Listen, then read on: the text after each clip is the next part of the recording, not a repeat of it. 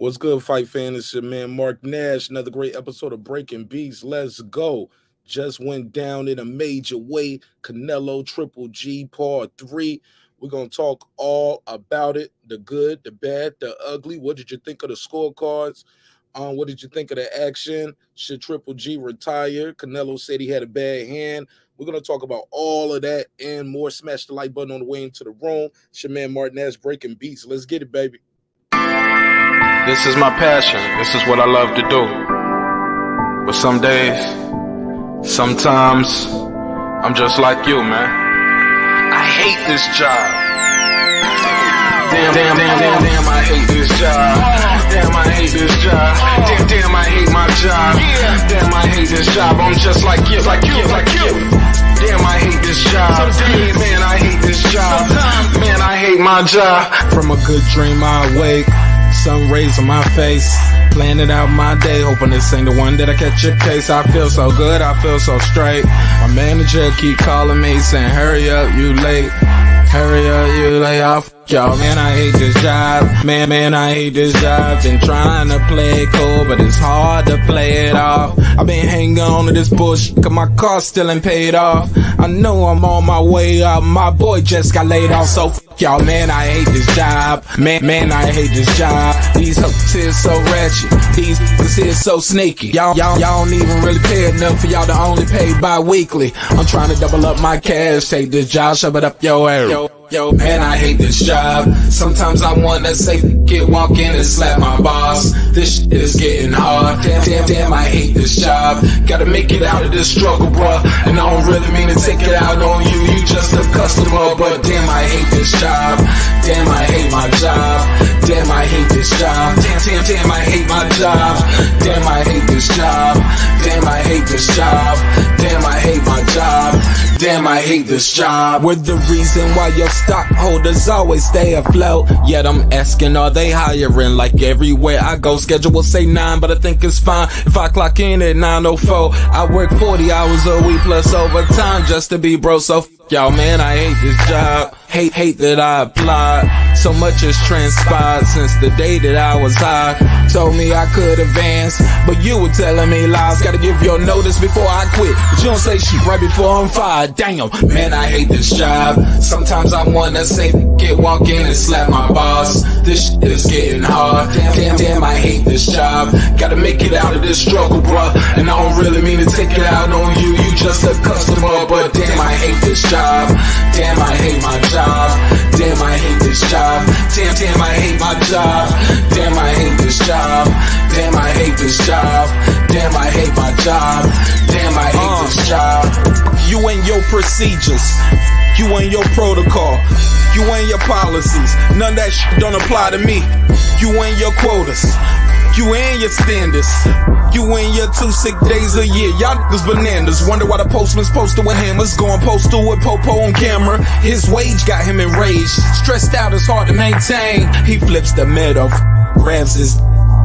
He said, if you don't get the picture, I quit, you ain't shoot. Mother, man, I hate this job. Sometimes I wanna say, walk in and slap my boss. This shit is getting hard. Damn, I hate this job. Gotta make it out of this struggle, bruh. And I don't really mean to take it out on you. You just a customer, but damn, I hate this job. Damn, I hate my job.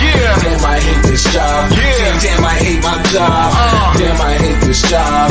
Damn, I hate this job. Damn, I hate my job. Damn, I hate this job. Look, man, I hate this job. I put my pants on one leg at a time, just like you. I'm out here trying to take care of my family. Damn, I hate this job. It's not always glamorous, for real, but I do what I gotta do for me and mine, you know? Damn, I hate this job. Damn, I hate my job.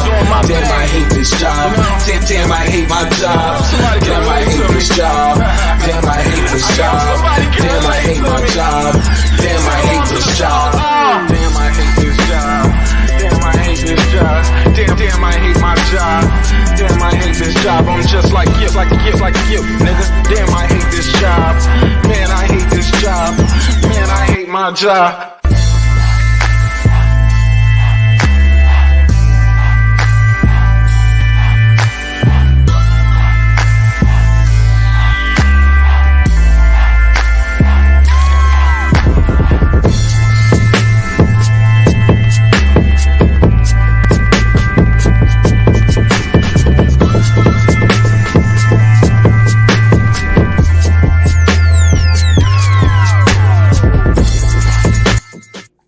The views and opinions expressed in this program are those of the speakers, commentators, experts, and/or the host.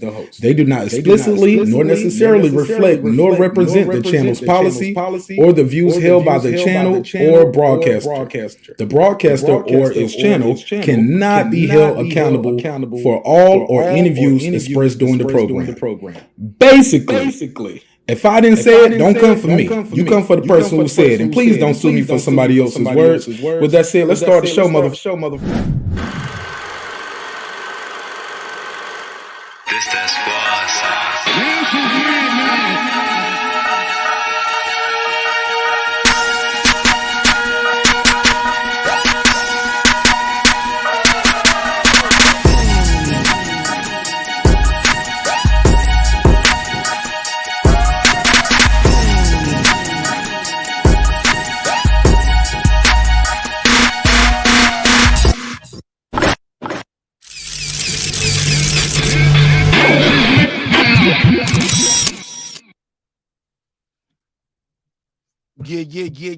Yeah. What up, though? What's popping? What's happening? What's going on? You back in the lab with your favorite neighbor. It's your man, marqnash. He is I am he. Another great episode of Breaking Beats. How y'all feel? What's the deal? Make some noise for yourself. Make some noise for you. Make some noise for me. All right, let's talk about it, man. What did y'all think of the fight? What did y'all think of the fight? Phone lines are open, 470-705-9507. Before I do anything, let me give a quick roll call and a shout out to everybody in the neighborhood. I appreciate all my neighbors. I appreciate you. What a fight. What a night, right? I'm sure we're gonna have a lot of mixed emotions about this fight. I wrote down some notes about this fight, so a couple things we're gonna have to talk about. Smash the like button on the way in the room. I got a survey in the chat. Asking, what do you think about the fight? What did you think about the fight? Damn, YouTube, y'all done gave me limited ads already. I just started. I ain't even started cussing yet. But I got a survey in the chat. What did you think of the fight? Good fight? Boring fight? I expected this. I expected more. So let me know what you guys think. Fill out that survey in the chat. Before I do that, let me go over here. Let's do this quick roll call. Real quick roll call to all the neighbors. God Body, what up? What up? Tony Boswell, Pittsburgh T, Taylor Bell, Matty Yoel, C. Jones. Thanks for watching the fight with me, C. Jones, backstage. Of course, members watch the fight with me backstage. A lot of times, this was a good one though. Pretty good showing up on this fight. Cliff Bailey, Con Shonery, Lisa Bells, that guy Clips 330, Cooking with the Champ, on the mic with Terrence Bailey Sr., New Media Today USA Boxing, Coach Malachi Williams, my boy HLD, Cooking with Sir Sr., Deuce Times, Brandon Washington, Born Supreme, Karma Serene, Ace Retro, Lady Shan Dundem Season, Dub Right Side, The Boxing Lounge, the Tank the Sweet Science Examiner, my boy Puro, D Bevel the Champ, Rob G Films, and of course my good brother Derek Lincoln. What up, gangsta? All right, man, let's talk about it. So the fight just went down in a major way. Scorecards 115 to 113 on two cards, 116 to 112 on the other card. That means one round away from being another draw. Now, I don't know how I feel about that right there. I got to put a case on that, homie. This fight wasn't that close. This fight was not one round away from being a draw. I didn't see that. I got to put a case on these judges. Shout out to Clips. He said the word of the night is underwhelming. Matt Scuckerman, he said both of them look 40 to 40 at the 40-40 club. Got to put a case on it. Clip said smash the like button. He said those scorecards was trash. I got to put a case on the Born Supreme. Got to put a case on those scorecards. I ain't feeling that. Cello Dawn in the building. What up, fam? How you feel? What's the deal? My boy D Bevel said he was going to sleep on that shit. Matty Yoel said bad fight. What the fuck? Like, I don't know if that was a question mark or you're saying it's a bad fight. You didn't like the fight? All right, let me know. Phone lines are open. Okay, double audio, Mark. Okay, double audio. Bear with me. Boom. Sorry about that. Double audio. All right, cool. Should be good now. All right. Thank you. Triple G looks 60 years old tonight. Put a case on him. Where am I hearing that from? Oh, I got a window open somewhere else. Bear with me. That's the TV over here. My bad. Let me.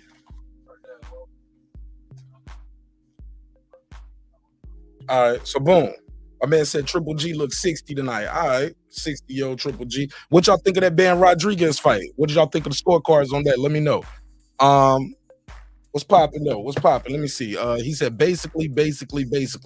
I D Bevel the champ did not like the fight. He did not like the fight. Damn. Okay. Anybody else hated the fight?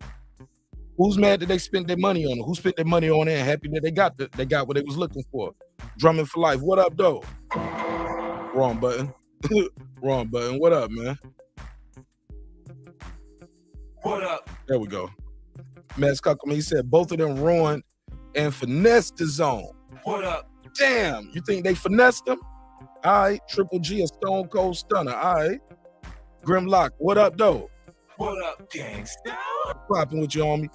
Daryl Clark in the building. What up? What up? He said Triple G came a long way came on strong near the end. Did he though? Or did he just do better than he been doing the rest of the night? Let's put a case on that. Phone lines open. First caller. Call from Brandon Washington. Talk to me. What you think of the fight? Trash. Garbage. That fight was a waste of my time. Go ahead, I'm listening. Go ahead. That fight was, yeah. I just didn't enjoy the fight. I thought Triple G looked old. I thought Canelo really didn't really want to engage once he saw that, he couldn't really hurt him. I don't know what kind of fight was that. I mean, both of them just looked like they were just collecting paydays, doing a little dance. That looked like a real fast sparring session. I mean, that was horrible. I wasn't impressed. And when the next time the brothers fight? I mean, so we can see some knockdown, some action. That wasn't it. I mean, the Bam Bam fight, Rock'em Sock'em Robots. I mean, just underwhelming. I mean, was you excited? I mean, nothing excited me. Nobody was really hurt. There was really nobody really. You didn't think nobody's gonna get knocked down or knocked out. There was just no anticipation for any type of excitement in this fight. I mean, it was just horrible. But I mean, I don't know. Triple G should retire. I mean, I can't see another promoter. I think he's a free agent after this. I can't see another promoter signing him. Lackluster fight. Sorry night. I wish I could get a refund. And I don't know. Whatever. I hope. Yeah, small hats. I hope. I hope Charlo could get a hold of Triple G if you really want to know. Cash him out, Charlo. At 160. Unify. So you want to see him fight Triple G coming off a loss and a terrible performance? Yes, unify, cash him out. Why not? It'll be more exciting than this shit. Okay. But outside of that, man, salute to the neighborhood, man. The judges was horrible as usual. I mean, that's what boxing does. I mean, the judges got to be the centerpiece. I mean, they can help themselves. Man, we need to try to figure out how we can start judging these fights ourselves. I mean, really, like, going to the fight, them paying us, because this shit is horrible. But outside of that, I jump on the calendar tonight, man. I'm going to make room for everybody else. I'm going to sit back and listen to the show, brother. Salute. My brother. Appreciate it, man. Thanks for calling in. Yes, sir. Shout out to Brandon Washington.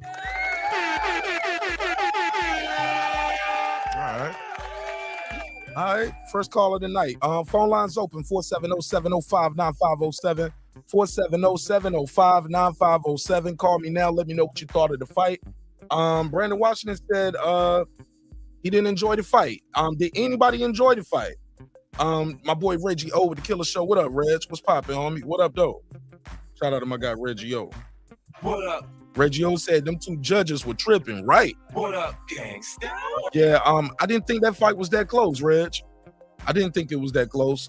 Triple G barely won a round, to be honest. That's how I scored it, Clips. What up? That's exactly how I scored it. Judge, those judges, bunch of small hats. Small hats. Lying on them scorecards. He lied. Yeah, man, these judges be messing up all the scorecards, bro. Y'all niggas worship him. I'm just saying. Okay, Reggie Owens said this was a good fight. I gotta disagree with Brandon on one part of this. It looked like Triple G was trying, Canelo was trying to get it done. From what I saw, Canelo was trying to get the job done. Triple G just got a granite chin. Definitely has a granite chin. I didn't see this fight about to be stoppage. I told everybody I didn't see it. I had Canelo winning by unanimous decision. The Boston Scholar said, great fight tonight. It was better than Nate versus Ferguson in a farewell fight for Triple G. It ain't no farewell fight. Triple G still a unified champion at 160. Triple G ain't going nowhere. Put a case on it. Should he though? Should he go somewhere? Deeply Goated said Canelo did his thing. He did what he's supposed to do. We ain't gotta like it, but he did what he's supposed to do. Phone lines are open too. Matt Stuckerman, he said that fight was just as good as Rigo versus Casemiro. Okay, that's debatable. We can talk about it. Daryl Clark said, I mean, what did y'all expect? Okay. I expected Triple G to let his hands go. I think Triple G left his jab in the damn locker room, Daryl Clark. That's what I think. I expected his corner to give him better advice. I'm looking at the fight between round 5 and 6. Jonathan Banks is over there telling Triple G, yeah, just let him come to you. Let him come to you, and he's gonna run into a shot. He's gonna go. Man, what? Jonathan Banks, my brother. With all due respect, I would never do this in real life. But for entertainment purposes, Jonathan Banks, I need you to hold this. What the hell is Jonathan Banks talking about? Jonathan Banks talking about this was just to keep backing him up. He gonna run into a shot. Man, he ain't running to nothing. He running to the bank. That was terrible advice. As the fight progressed, Jonathan Banks was telling Triple G, where's my notes, Zach? I wrote this down. I'm looking at he telling him, this was that was round 5 and 6. He kept saying, push Canelo back, and now he's telling no. So 5 and 6, he was like, let him come to you. He's gonna run into the shot. Then you telling him to push him back. Nah, man. Then and all he kept telling Triple G from round 9 to the end of the fight was, let's go, baby. Let's go. It's time to work. I mean, this is supposed to be the big drama show. This is the Triple G show, ain't it? Well, let's go, baby. Let's go. Let's go, baby. Come on, Jonathan Banks. Put a case on you. Jonathan Banks gave him terrible advice. Terrible game plan. Now, at some points, I did hear him telling Triple G, he got to start working his jab. But at that point, he was probably already down 7 rounds on my card. Terrible advice from Jonathan Banks. Ruined Triple G. Should have stayed with Abel. Abel Sanchez, he was better with Abel. How do you think the zone investors feel? Depends on, it looked like they sold out. And it looked like they sold a lot of pay-per-view. So, look, they don't care about the performance. They care about did the people buy the fight and did they put asses in seats? Because all of that, how the fight turned out, that's revisionist history. I don't think they give a damn, Max. Daryl Clark, he said, y'all saying it was trash. Like, what did y'all expect? It's an old washed up Triple G. Why y'all had y'all hopes up? Good. Put a case on it, Daryl. PGH Big Dog, trash ass fight. All right, Ben Adams, what up? He said, hey, Mark, I streamed it for free and I feel I got robbed. I want my money back. Nigga, I got to put a case on you. Nigga, hey, Ben Adams, hold this. Nigga want his money back from stealing the fight. Never heard of it. Let me see, what was I lost my spot. Damn, I lost my spot. What was it? Okay, boom. Ben Adams. Born Supreme. He said, thank God for streaming. Damn, man, put a case on your ass. Drumming for Life in the building. What up, Drum? Drumming for Life said, Triple G got a hell of a chin. No way he going to sleep. But in the 5th, I thought Canelo would put them paws into the gut. I think Canelo could have worked that body a little bit more. Triple G could have did a whole lot of shit, but Canelo did his job, man. The referee kept warning Canelo about shots behind the back, but Triple G was turning.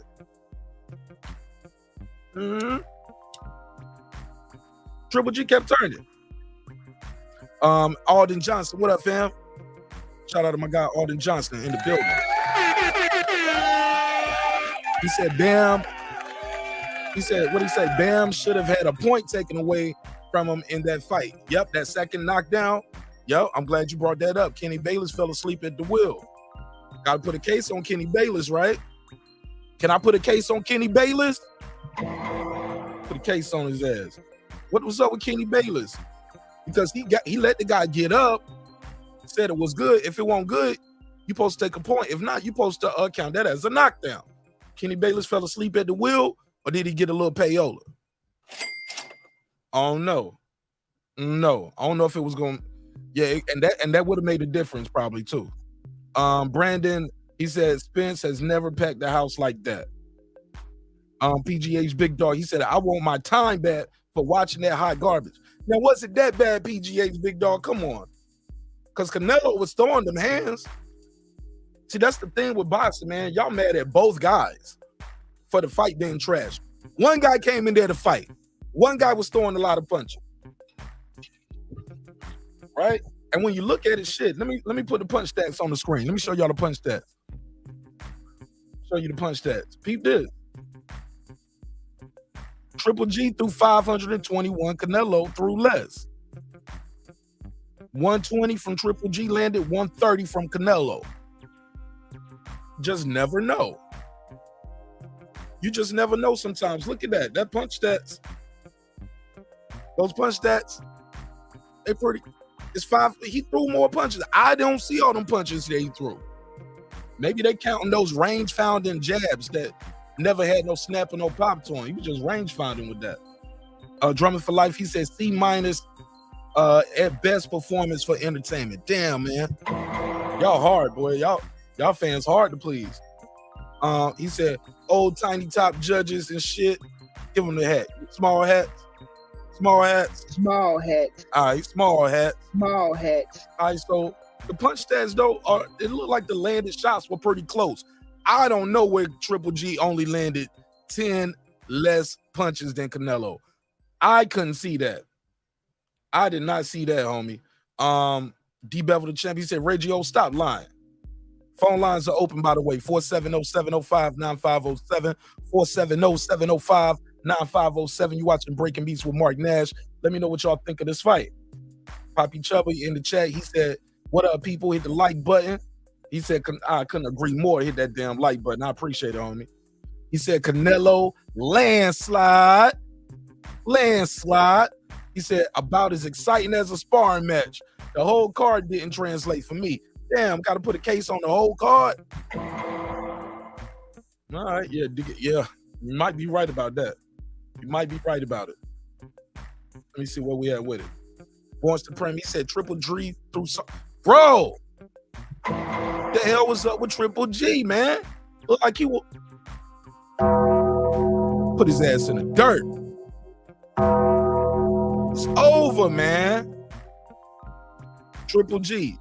At 168, you are banned from the server, homie. You were banned from the server. You were banned from the server. You were banned from the server. Get your ass out of here. I was not happy with Triple G. Them weak ass jabs all night. You ain't lying, bro. Boston Scholar, he said they're gonna retire Triple G if he don't leave. I'm just saying somebody got to do something. He got 3 of the belts though at 160. He got 3 belts at 160. You can't just kick him out. Can't make him retire. He got 3 belts at 160. Somebody got to beat him. Just because Canelo beat him don't mean all these other dudes can beat him. Canelo's the only man to ever beat him, bro. And them shots Canelo was hitting him with, come on, man. Anybody else at 168? You seen what he did to him when he hit him with them shots at 168.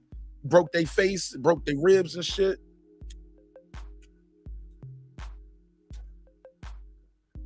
So Let's not act like everybody been out there beating Triple G. Poppy Chubby, he said, tonight's performance from G makes my Maroda fight look impressive. Possibly. Shots fired. Shots fired! Shots fired! How about that, DAZN? LGB, I don't even know what that means. He said it's a shame that Triple G was robbed after that first fight. I don't know about that. I just watched that first fight over. I had a damn near my scorecard was looking like Adelaide Bird when I watched it with the sound off. A lot of that shit Triple G was doing won't land it. Canelo was just moving around a lot. He stood and fought the first minute and a half. And the last minute and a half of every round, he got on his bike and moved around. Second fight, Canelo did what he did right here. Stood right in front of Triple G, pushed his ass back all night. Power jabs. Canelo's just offense too was just people don't give him enough credit for the type of punches that he throw. I saw the kid throwing left hooks to the body, right hooks to the body, uppercuts to the body, left uppercuts, right uppercuts, left hooks, jabs, right hands, right hooks. He had a punch. He had it was a damn boxing exhibition. He could do whatever he wanted to in there. D-Lo in the building. What up, family? How you feel? What's the deal?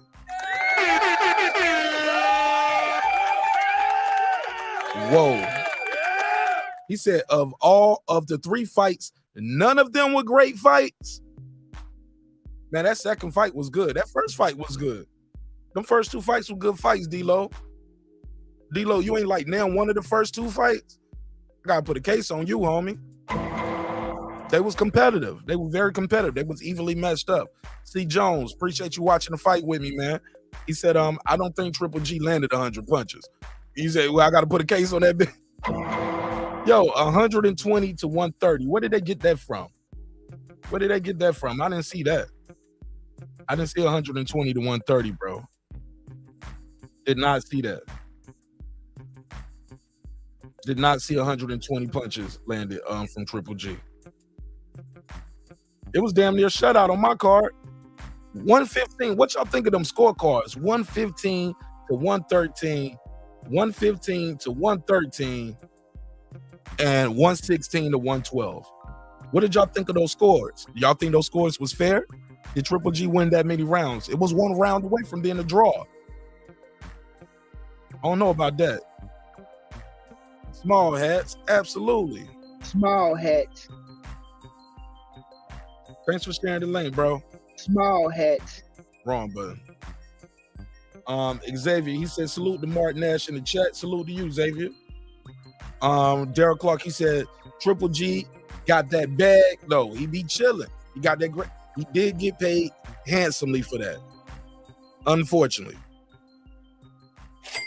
Yeah, he went to the bank on that shit. Definitely. Yeah, that score was suspect, homie. Triple G, he said Triple G may actually fight these other guys since he got the 3rd fight he wanted. I hope so, D-Lo. Let's keep our fingers crossed on that. I really hope that's the case because there's still a lot of intriguing matchups out there for Triple G, especially at 160 because he has 3 of the belts, right? He got 3 belts at 160. But I don't know how he didn't look that good at 160, making that weight. Face was sunk in, but going back down, maybe he felt something in them shots getting hit by somebody heavier at 168. Joe, what up? Joe said, no way G threw more punches. Judges must have been counting punches too. Right. I don't see how he landed 120 to 130. Shout out to Search and Destroy. What up? Welcome. He said everyone that's complaining streamed the fight or watched it at they drunk uncle house. Triple G was a great fighter, just past it now, possibly. Put his ass in the dirt then. Put him in the dirt. If he's tired, retire, homie. If he's tired, retire. Call from Reggie. Reggie over the Killer Show. What's up, fam? How you feel? What's the deal? Man, what's up, man? Everybody in here is fucking complaining. God understand that people in boxing some crybaby ass people, man. That was a good fight, man. People didn't want it. The thing is, people want to see Canelo knock the fuck out. And that's really what it results down to, and the fact that people probably don't like the fact that he fought this older Triple G when there's Charlo out there, Andrade. But with the factor at hand was he put on a good fight, man. He put on a fight that intimidated Triple G. He took away with Triple G. Triple G could have went in there and tried to bang with him. He could have went in there and try to take some risks, but he refused to. And punches was hurting him. Canelo went in here to try to dominate him. Ain't no thing about knocking him out. Can't knock everybody out. Triple G is probably one of them dudes who will never be knocked out in his career. I don't even know if he ever been hurt in his career. But if you're gonna hurt him, you're gonna hurt him to the body. But you showing the hell ain't knocking him out. He never been down. I thought Reggie. it was a good and never been dropped. So it ain't gonna happen. So Canelo did the right thing to just continue on to box, win his round, got the early shit in the bag, and he did what he was supposed to. So I don't know how people ain't liking that shit, but it's just when people hate a fighter, they hate a fighter. Wait. So you think the complaints we're getting about the fight tonight is people just don't like Canelo, is what you're saying? Yeah, absolutely. That's exactly what it is. People don't like him. I ain't the biggest Canelo fan. It's sure shit about Canelo I don't like. But when he's in that ring, that motherfucker's serious business. He definitely serious business. I can't take it away from him. So you don't think it's and I won't take it. Go ahead. No, I was just saying, and I won't take it away from him. What he did in the ring, against Triple G, who I ain't too fond of neither, because of certain shit that he should have did in his career that he didn't do. But it's the matter at hand. They did what they were supposed to do, and they accomplished that shit, got it done. So you don't think it's all about Triple G was old, and now you think Canelo neutralized him with his speed and his youth and his power, is what you're saying? No or yes? No, the age definitely played a factor in it, but let Canelo have slipped up. Canelo been getting his ass whipped by this old cat. Like it's definitely that age thing played a factor, but this is also an old man who was still there in the fight. He wasn't hurt, and so that makes him dangerous still. That shit makes him hellified of a threat. Like even with the Marola fight, like he was showing shit. Marola was trying to go after him, and when Marola couldn't crack him, couldn't get him out of there, Triple G started firing back what he was throwing at him, and he couldn't take the shit. So he's still a threat. He's a dangerous dude. Canelo got a hard damn chin as well. They both solid chin dudes. Can endure a lot. It's gonna be hard to hurt them. You gotta, even for the next fighters to go up against them, you gotta fight these dudes. You gotta put in the work to break them. Canelo's no different than Triple G. You ain't gonna hurt. I don't think. Bivol put some hurt in Canelo, but it wasn't to the point where Canelo was about to just fall out or go down. Like it's gonna take a lot to hurt these motherfuckers. And I think Triple G should hang it up. I don't think he should keep going on. The fights are going to be tougher. The age is definitely play a factor, but he can probably hurt some of them dudes still at 160. But can he still go to the camp? He's going to start breaking down. Like, he just has to accept that. Okay. Well, shit, I'm going to open the lines up in a second. Drop the link for the panel. Pull up. For sure. My man. Shout out to my guy, Reggie. All right.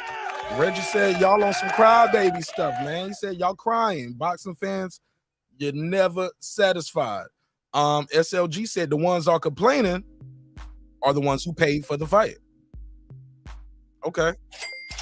That's not necessarily true, because I know some of these people didn't pay for the fight for a fact, and they ain't happy with it. They complaining. So some people just don't like the fight. Ben Adams, he said, when God was giving out beauty at Karma Serene, you was in line first, beautiful queen. Look at him. Okay, that rhymed a little bit. When God was giving out beauty, Karma Serene, you was first in line, beautiful queen. Okay, got your little bars in. Okay, you shooting his shot. You trying to Karma Serene. He said he'll have you nutting and crying, girl. He lied. He said I had you nutting and crying. You nutting and crying. I had you nutting and crying. I had you nutting and crying. All right, he's shooting his shot. I ain't mad at him. He said the ones complaining. Okay, I read that one. He said, too bad Andre has already moved up. Yeah, right. He said, too bad Andre already moved up. He said Janet's talking about Janet Beck. has pretty much said he won't fight Triple G because of their culture. You don't fight the elders. Wow. They're fighting for that bread though.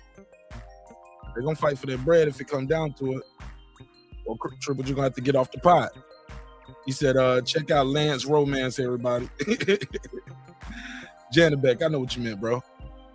Derek Clark, he said, LCLG, I'm chilling. He said, I streamed that shit for free. Put a case on it. All right.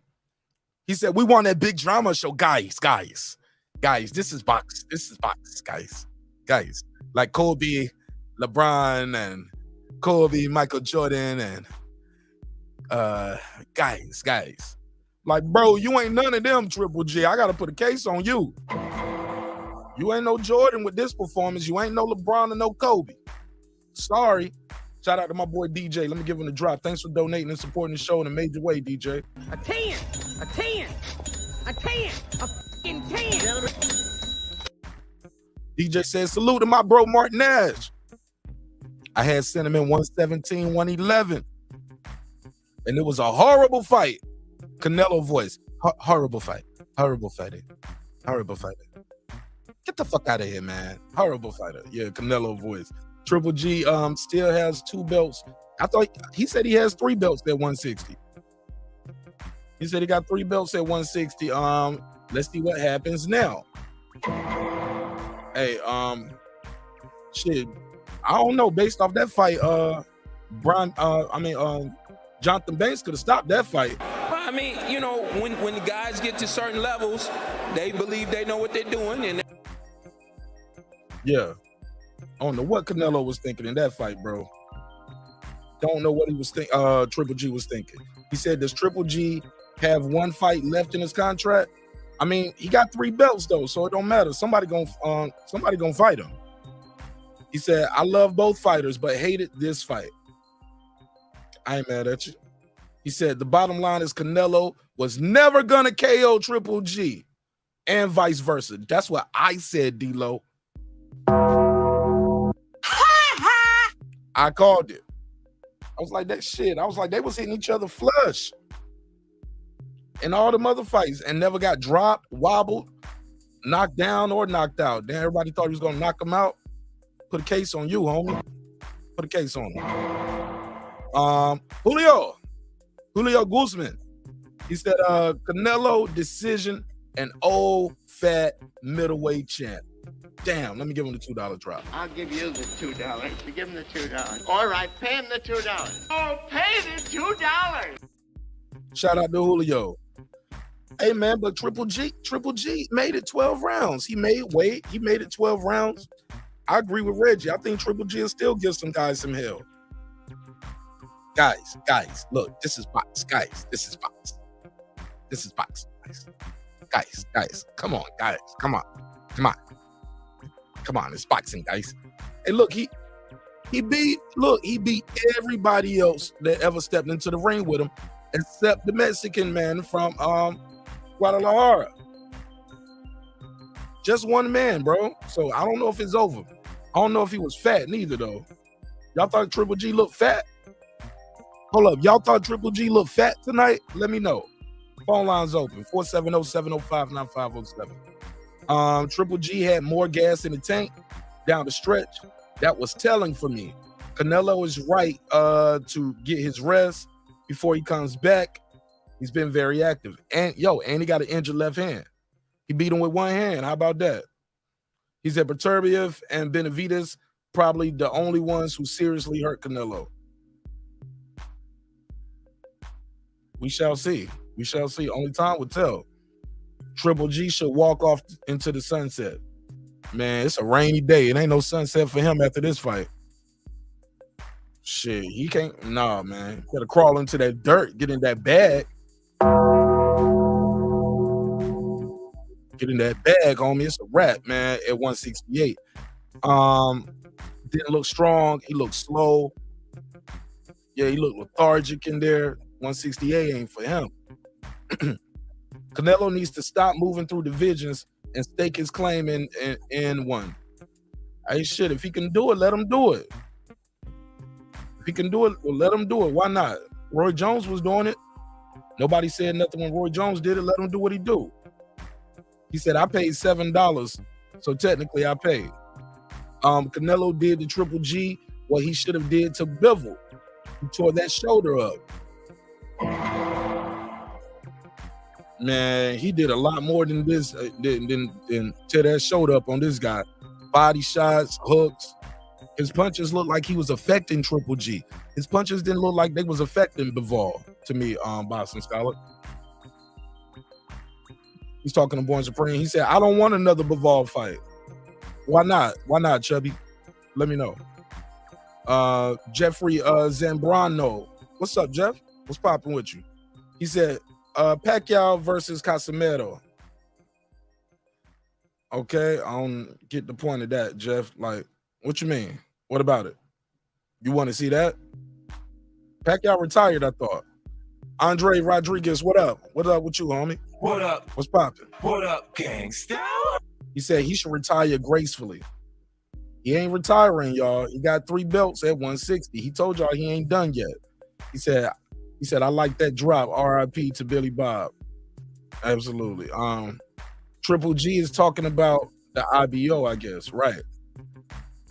Triple G greedy ass should have stayed with Abel. I think Abel was like talking about he lost after that second fight. I think that's why he got rid of Abel, because Abel was saying he lost. The last rounds of Canelo are a red flag. He dropped his pace by a lot, and the intensity wasn't that high. Maybe he thought he was so far ahead he could take his foot off the gas, Rodriguez. Who was they? Who knows? Who knows? Small hat. I don't know. Maybe he took his foot off the gas because he was ahead. We seen guys take rounds off once they ahead, right? He's talking to DJ. He said Stephen Curry, Michael B. Jordan didn't seem to think so. Seemed to think what? SLG said Canelo faded a bit after the 8th round. Triple G closed the distance and was competitive the rest of the way. That's definitely. I don't know if that was Canelo faded or he just took his foot off the gas. Once you realize, because he did say he hurt his hand. Let's consider that. He said he needs surgery on his left hand. So your lead hand ain't there. Yeah, you probably are going to take your foot off the gas a little bit.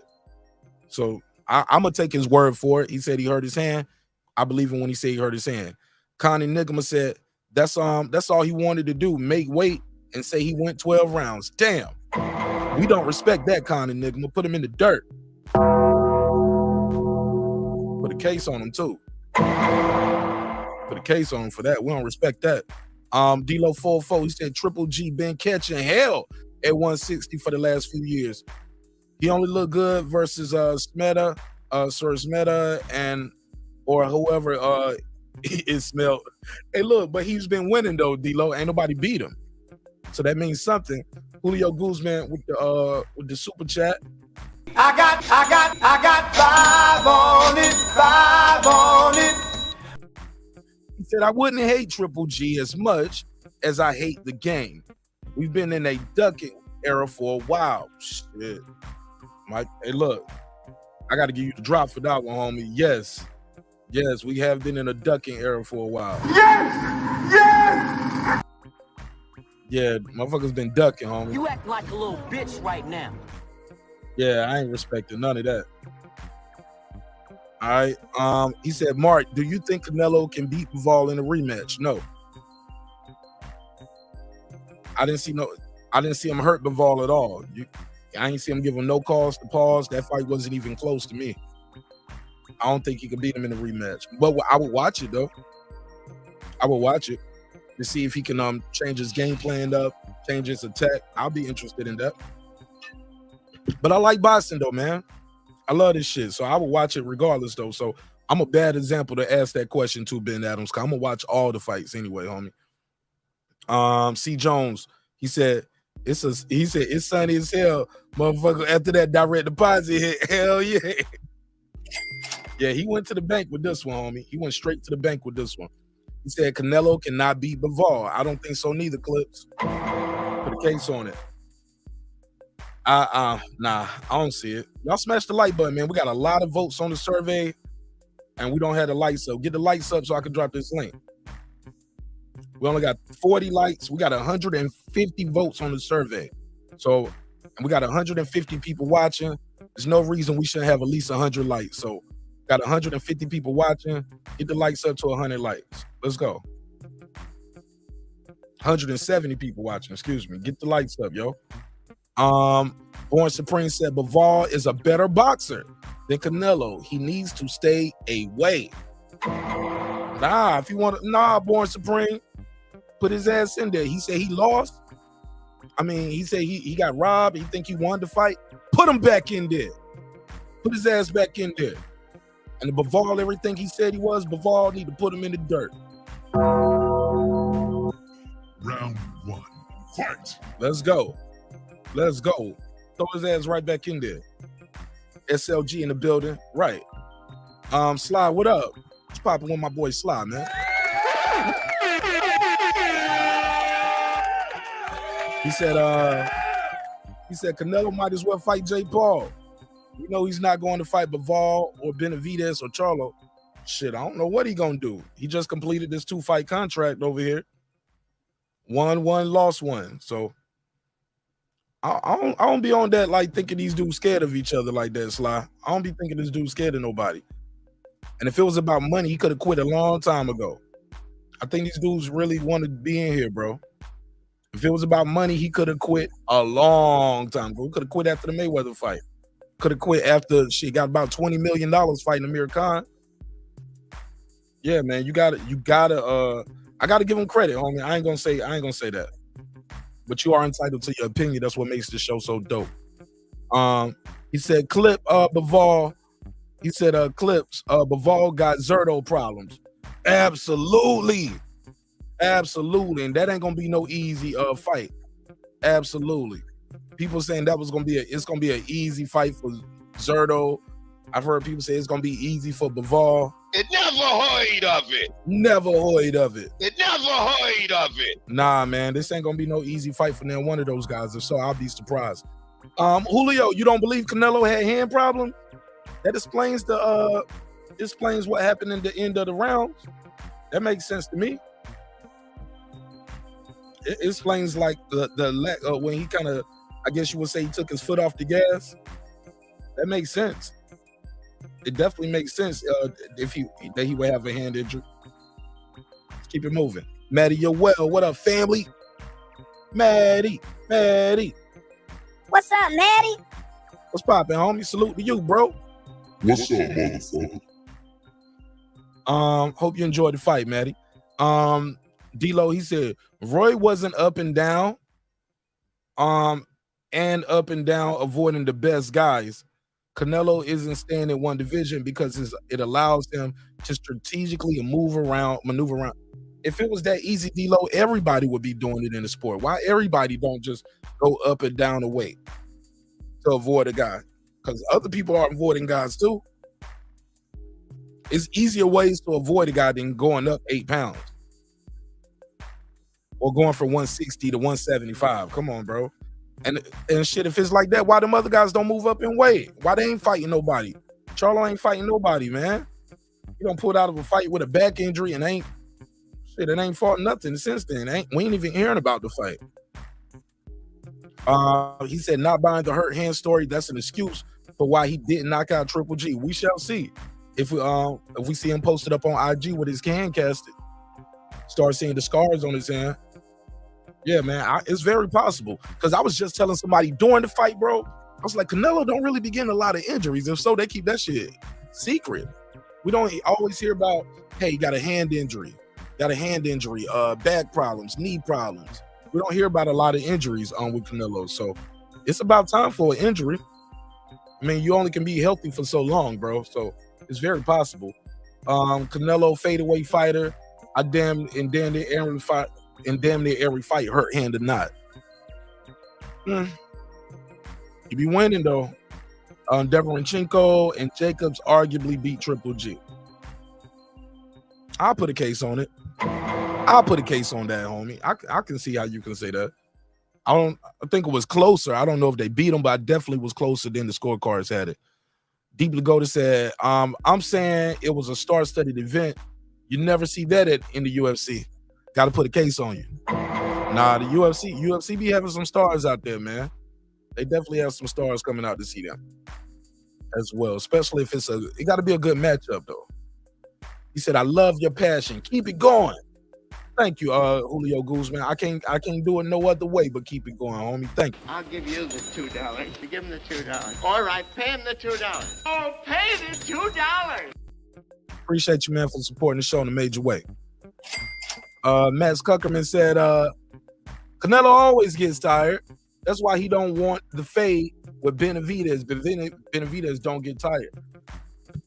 Okay. We got to see it. Yeah, we got to see the fights, homie. Triple G got rid of Abel because he got that bag and didn't want to pay Abel his percent. Jacobs did the same thing with Rozier for the same reason. That's fucked up. That's messed up right there. What they didn't want to give him a percentage. They want to just give him a flat fee after they help him get to that position. Then you get to the position, you don't want to give me a percentage no more. You want to give me a flat fee. That's messed up. But I understand though, the fighters are the ones taking the punishment, man. So it is what it is.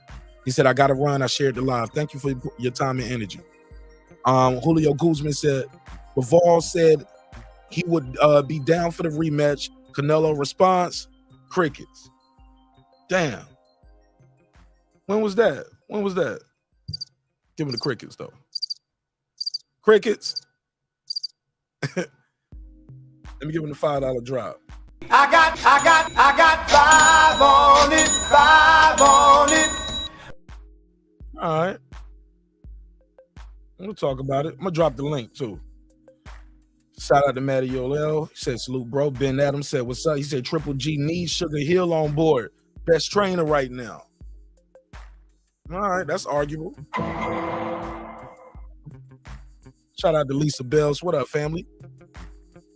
She said, "What's up to Ben?" He said, "I got Bivol whooping Zerto convincingly." All right, we'll talk about it. Lisa Bell said, "Get them lights up." Absolutely, man. Get them damn lights up. Where we at with the light? Oh, hell no. We only got, look, man, we got 150 people in here. We only got 50 lights. We almost got 200 votes on the survey. Y'all tripping, man. Smash the like button. Let me see what they saying. Ben Adams, he said, "What's up, Lisa Bell?" She said, "Subscribe and join the membership." Absolutely. We was watching the fight on members only, man. Had a good time. Lisa Bell, what you think of the fight? DJ said, "Deeply goated." He said, "I don't care what half-drunk stars are at a fight think." He said, "I don't care what half-drunk stars at a fight think. This is my opinion." He said, "That is my opinion that this was a very boring fight. They did a lot of clinching the last 4 rounds." Triple G was initiating a lot of them clinches too, though, bro. A lot of that shit. I start hearing the fans booing. But prior to that, though, man, it wasn't a lot of clinching, man. It was definitely Canelo trying to put that work in on him. But Triple G was clinching, though. He definitely was trying to stay alive. He said, "So now people make up an excuse for not getting knockouts in the fight. They win." Man, I don't heard it all. What the hell is wrong with boxing fans? I can't tell you, Reggie. Can't please everybody is what my mama used to say. And when people don't like you, they don't like you. Look, when they don't like you, you can't do no right. If they like you, you can't do no wrong. Y'all know how I go. DJ said, "What's wrong?" He said, "What's wrong?" He said, "You're wrong. There are plenty of stars at big UFC fights. The Rock put the fake belt on Jorge Masvidal in one fight." She said, "I'm blessed that guy Clips. How about you?" Boston Scholar said, "Why do you think promoters don't value the YouTube market as much? It's because y'all don't support with y'all wallet." That house was packed tonight. Absolutely.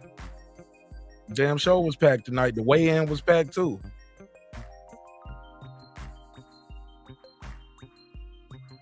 She said, Benitez throws hella combos.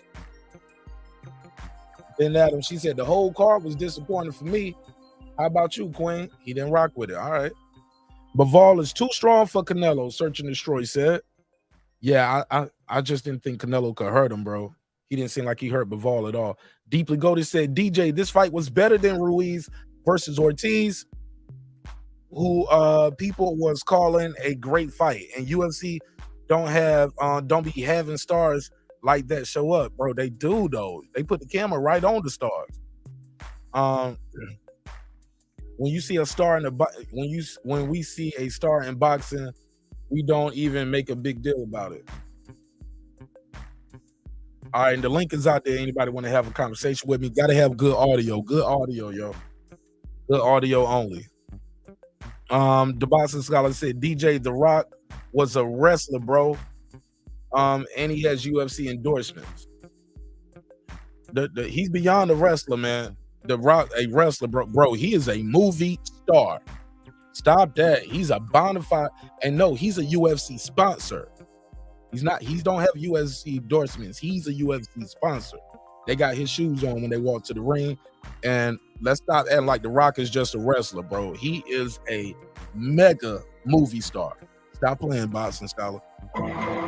Stop that. The Rock is definitely beyond a wrestler. He is transcendent. Max said Triple G just secured the bag for Kazakhstan. Shit, man, that money going to himself, bro. You think he about to get all that money up to his country? You crazy. Bivol said Bivol will go down and wait to fight Canelo. Canelo turned to Triple G. Well, no, he had to fight Triple G. That was part of the contract. We all knew Triple G was going to be the next fight, bro. Even before he fought Bivol, we knew Triple G was going to be the next fight. It was a 2-fight deal. So that wasn't no surprise that he fought Bivol. Triple G didn't look too good at the bigger weight. No, he didn't, Lisa Bell. No, he didn't. It never heard of it. And was it the weight? Was it the age? It could be a combination of both. Like I said, Canelo is the bigger man at 168. This Triple G's first rodeo. Canelo being at 168 longer. He's been getting hit by bigger guys at 168 and 175. You know? So, yeah, he's the bigger guy. Bivol is too big, too strong for Canelo. Shit, but he want to get back in there, search and destroy. Let him get back in there. Put his ass back in there. He want to fight? Let him fight. You want to fight? Let him fight. Put him back in there. Boxing Conversation with Reggie Owens. This is from DJ. He said, man, this was a terrible fight. DJ, click the link. Pull up. He said, this was a terrible fight. Triple G kept his hands in his pocket. I thought he left him in the locker room. I'm just saying. I thought he left him in the locker room. I thought he left that jab in the locker room. He said, this was a terrible fight. Triple G kept his hands in his pocket. But is that a terrible fight? Because Canelo didn't keep his hands in his pockets. I saw him in there putting in work, trying to get that guy out of there, DJ. I saw Canelo putting in work, trying to get him out of there. That's all I'm saying. Call from Grimlock, 11 Bravo. 11 bang bang. What's up, Grim? How you bang, feel? Bang, boom, boom. What's up, family? You all right? Man, I'm always good, even when it's bad, bro. What you think of the fight? Yes, sir. Yes, sir. I'm gonna be really, really quick, and I'm gonna cause some controversy. I don't care. You know, that's what we do. We get into the thick of it. We run toward the smoke. Let's go. Homeboy, Triple G looks so bad tonight. I think he might have took the money. I'm gonna just say it. It's Mexican weekend. The celebration. Yeah, put a case on me. Put a case on me. Can you hear me? I'm listening, bro. I'm listening. Go ahead. He looked so bad. It looked like he took some money. I'm gonna just leave it at that. It looked like he took some money. You know, he looked horrible at 168. He just looked terrible, man. And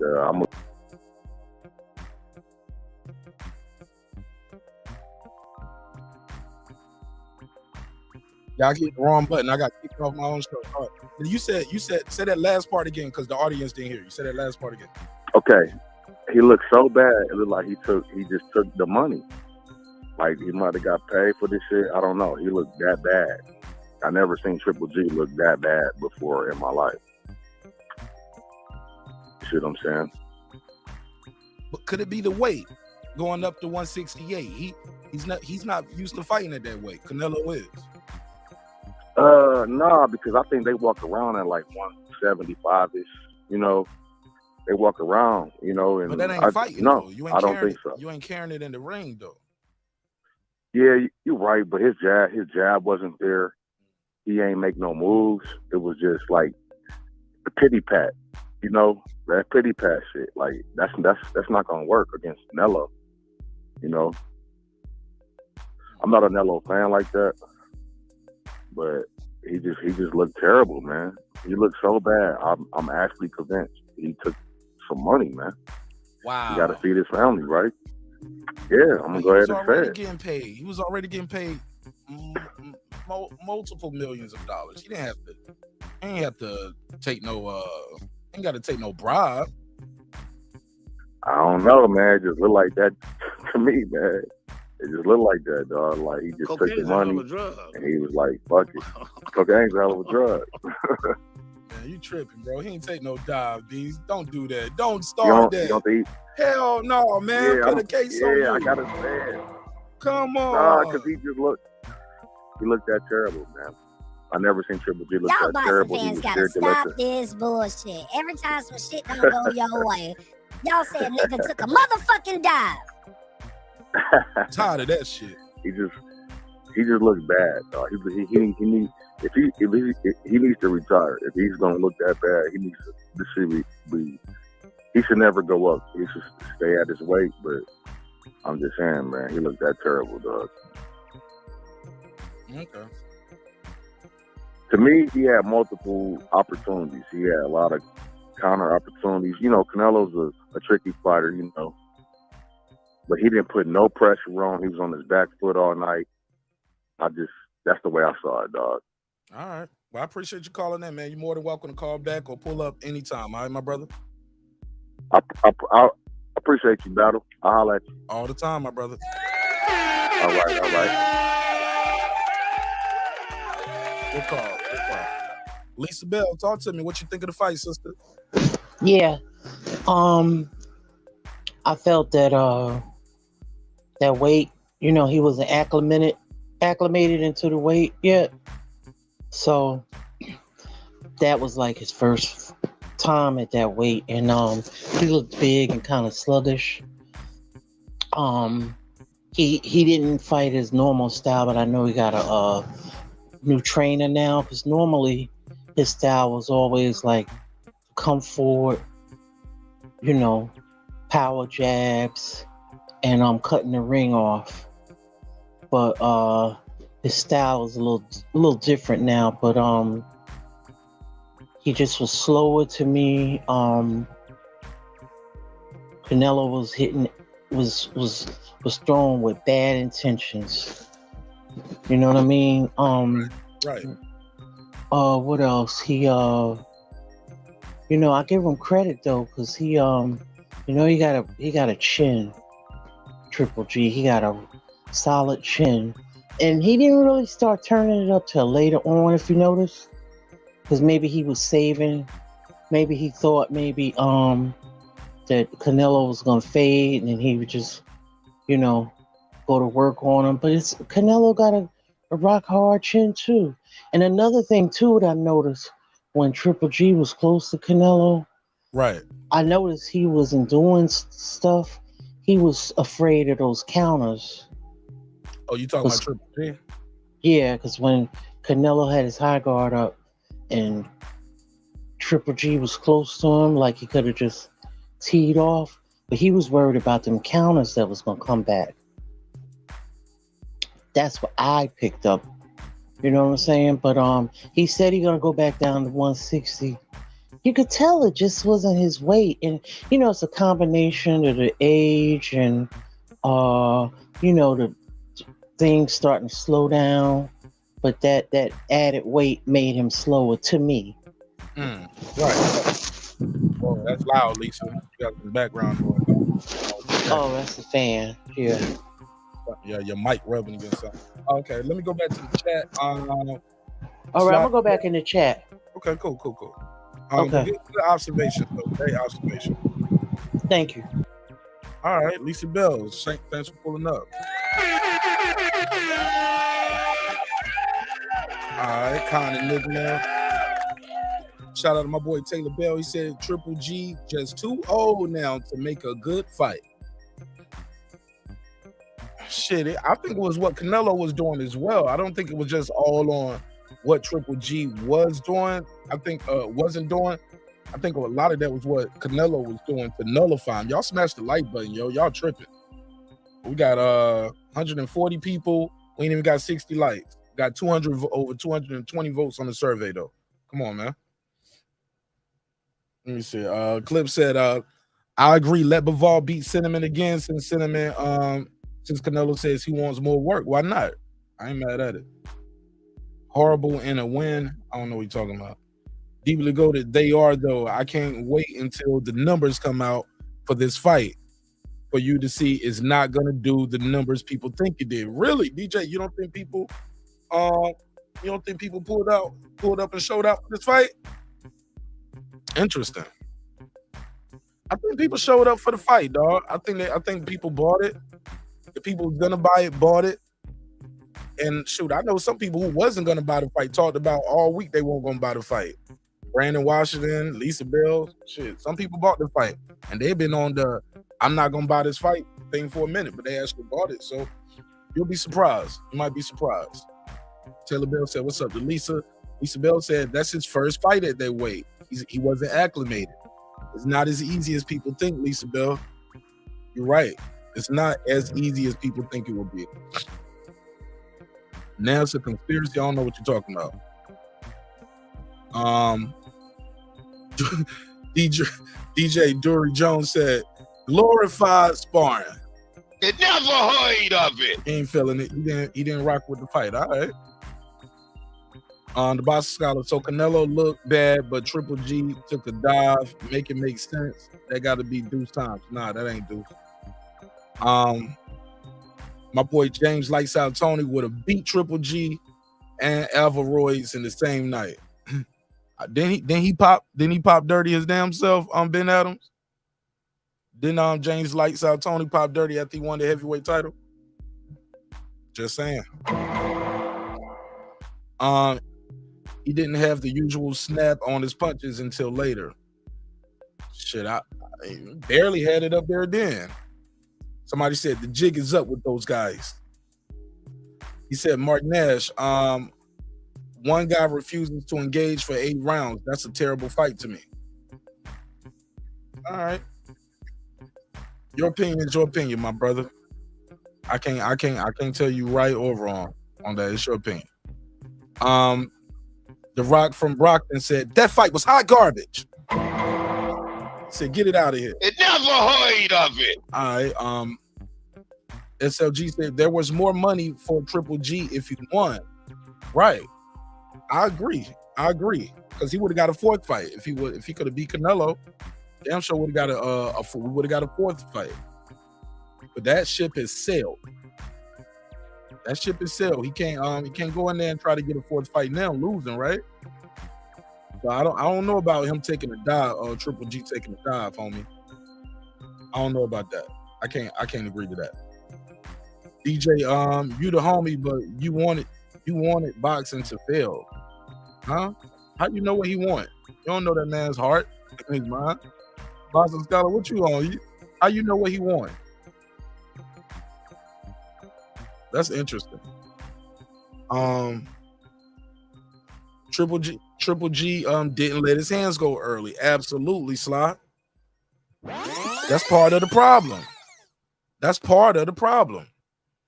But was it the game plan? Because I heard Jonathan Banks telling him, let him come to you. He's going to run into a shot.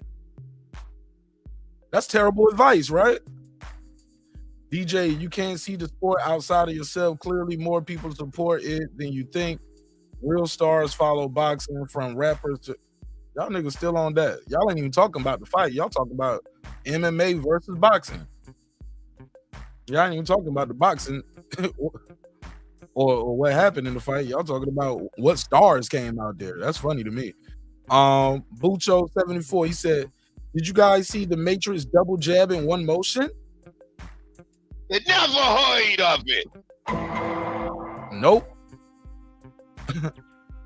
The Rock from Brock, he said, dazn need to refund the viewers for that trash fight.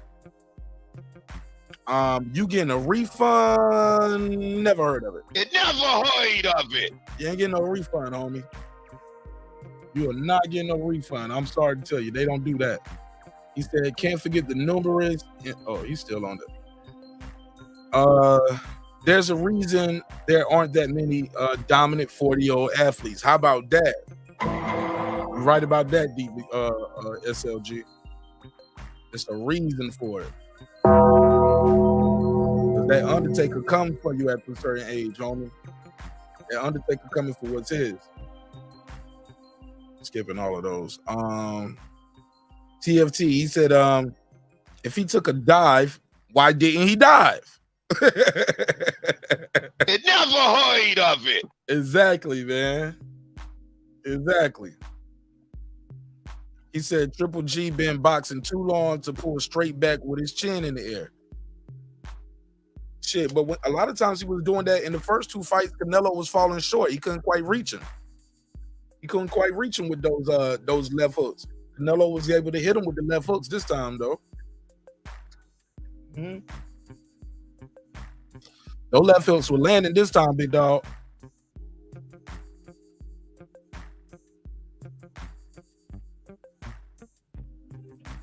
Let me get this call.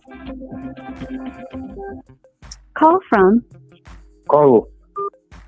Carlos. Talk to me, man. What you think of the fight?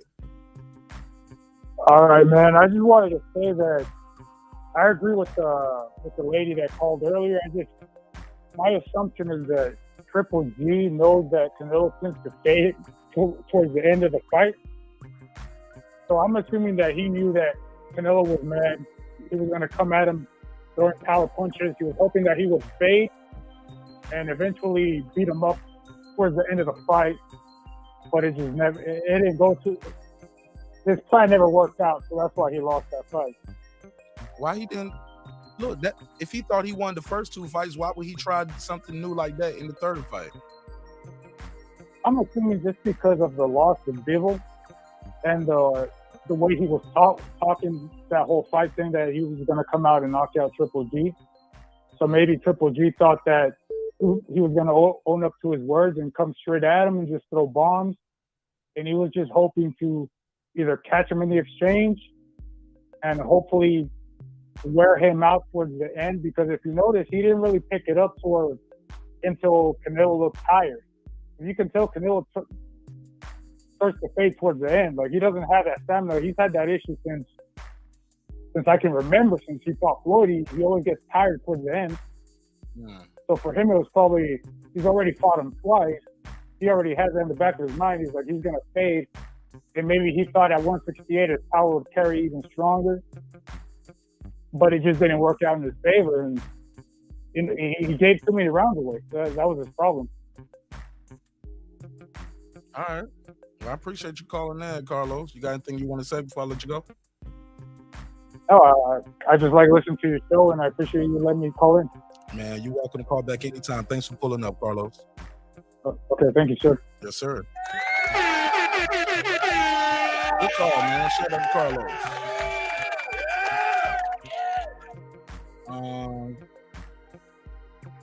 Got another call right here. Let me see who this is. My boy Juan. Call from Johnny. To accept, press 1. To send a voicemail, press 2.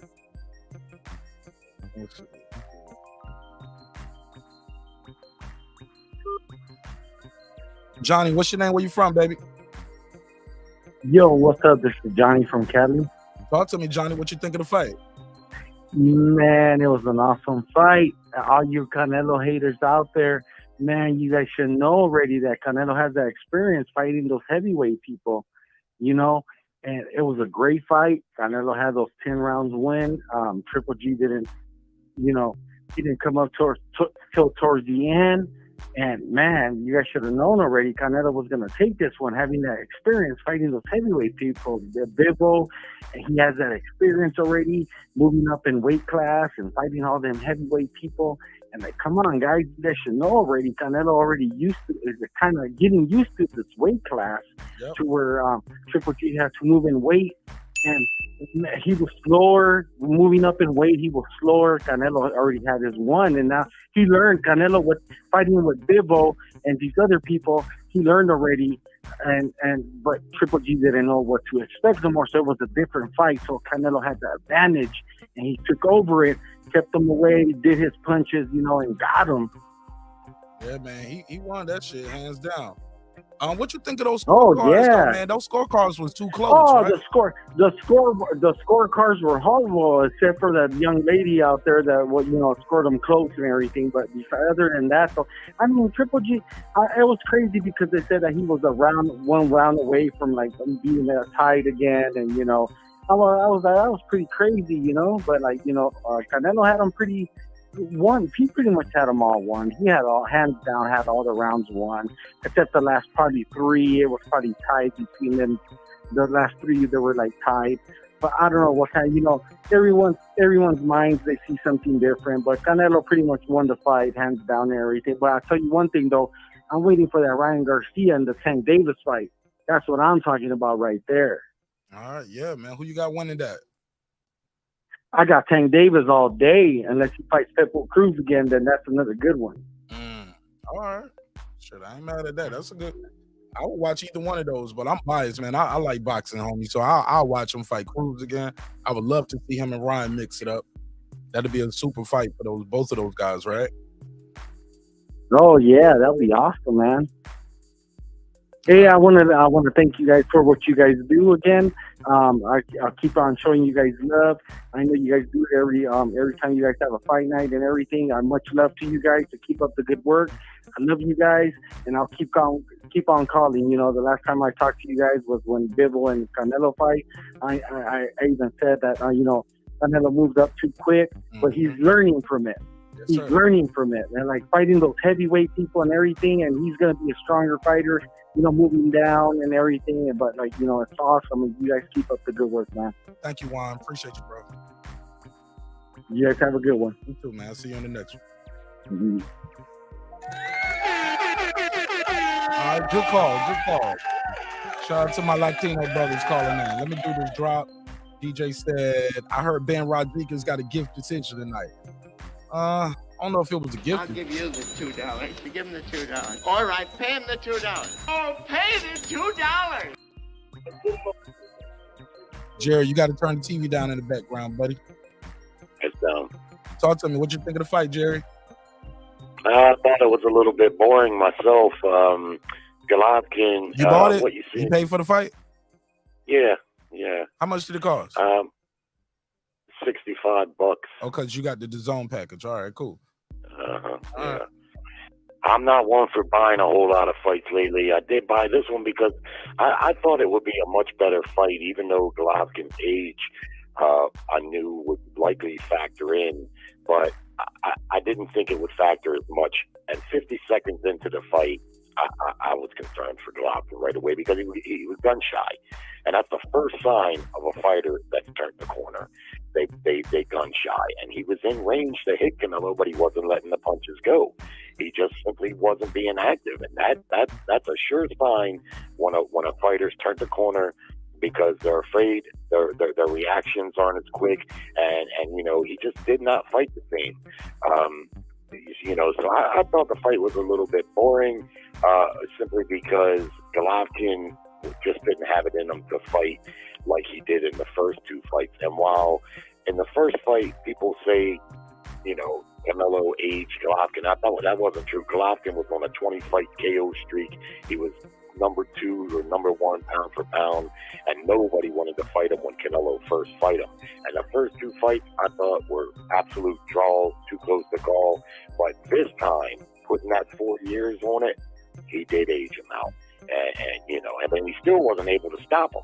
and he was trying as hard as he could.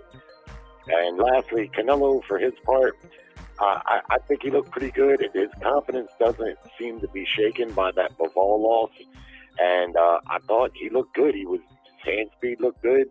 Punch placement was good. So I think he's back, on form. Where he lands in the pound for pound rankings, I don't know, because that loss definitely has to set him back. But overall, I think Golovkin, unless he got some big paydays in front of him somehow, I just think he could probably hang it up. He's 40 years old and he's gun shy. He's shot now. All right. That's what I was saying. What you think of Canelo slowing down because he had a hand injury, though? One thing I like is I didn't hear him complain about the hand injury, not before or after. He did mention it. I'm not surprised. Fighters live with injured hands, injured shoulders. That's the life of a fighter. Sometimes it gets bad and they have to get surgery, and I think he said he may have to get surgery. And he said in the ring interview that he needs some rest. And I think that's what they should do with Canelo right now. They need to slow his roll a little bit, because I believe in fighters staying active. I think the worst thing for a fighter is to not be active, but you can also be overactive. And with Canelo jumping up and jumping down, and according to that last caller, fighting heavyweights, which we know he hasn't been fighting heavyweights. I know what he meant. He meant light heavyweights. Yeah, he meant light heavyweights. I know, but I'm just saying, Canelo, I think, needs to slow his roll a little bit and quit acting like he's gonna have a 100-fight career. You guys making a tremendous amount of money each fight, and now it's time to silence some critics and try to make the Charlo fight and possibly the Benavidez fight. And frankly, Charlo at 160, he got to come up. Charlo, he would have to move up. But I mean, what else he gonna do? Who else he gonna fight? Who's he gonna fight to get a payday like that? Fight Bivol. People will pay to see him fight Bivol in a rematch after seeing him lose to Bivol. No, I'm talking about Charlo. Who's Charlo gonna fight? Oh man, shit, that's Charlo problem. I thought you was talking about Canelo. Yeah, I don't think Canelo. I think he should stay away from light heavyweight, to be honest with you. I think he's good enough to beat some guys up there, but he's just too small for light heavyweight. When you look at Canelo Alvarez, man, he is not a big guy. He just simply is not. And he can beat some light heavyweights on the right night, like he was able to get Kovalev. Of course, I had Kovalev winning that fight when he got stopped. I thought he was outboxing Canelo and landing the jab, and he wasn't whooping his ass, but I thought Kovalev was winning the fight until he did what he always does in his losses. He lost focus, and then he got clobbered. But, you could see in the Bivol fight, and Bivol's not even that big of a light heavyweight. Canelo's punches were bouncing off of him.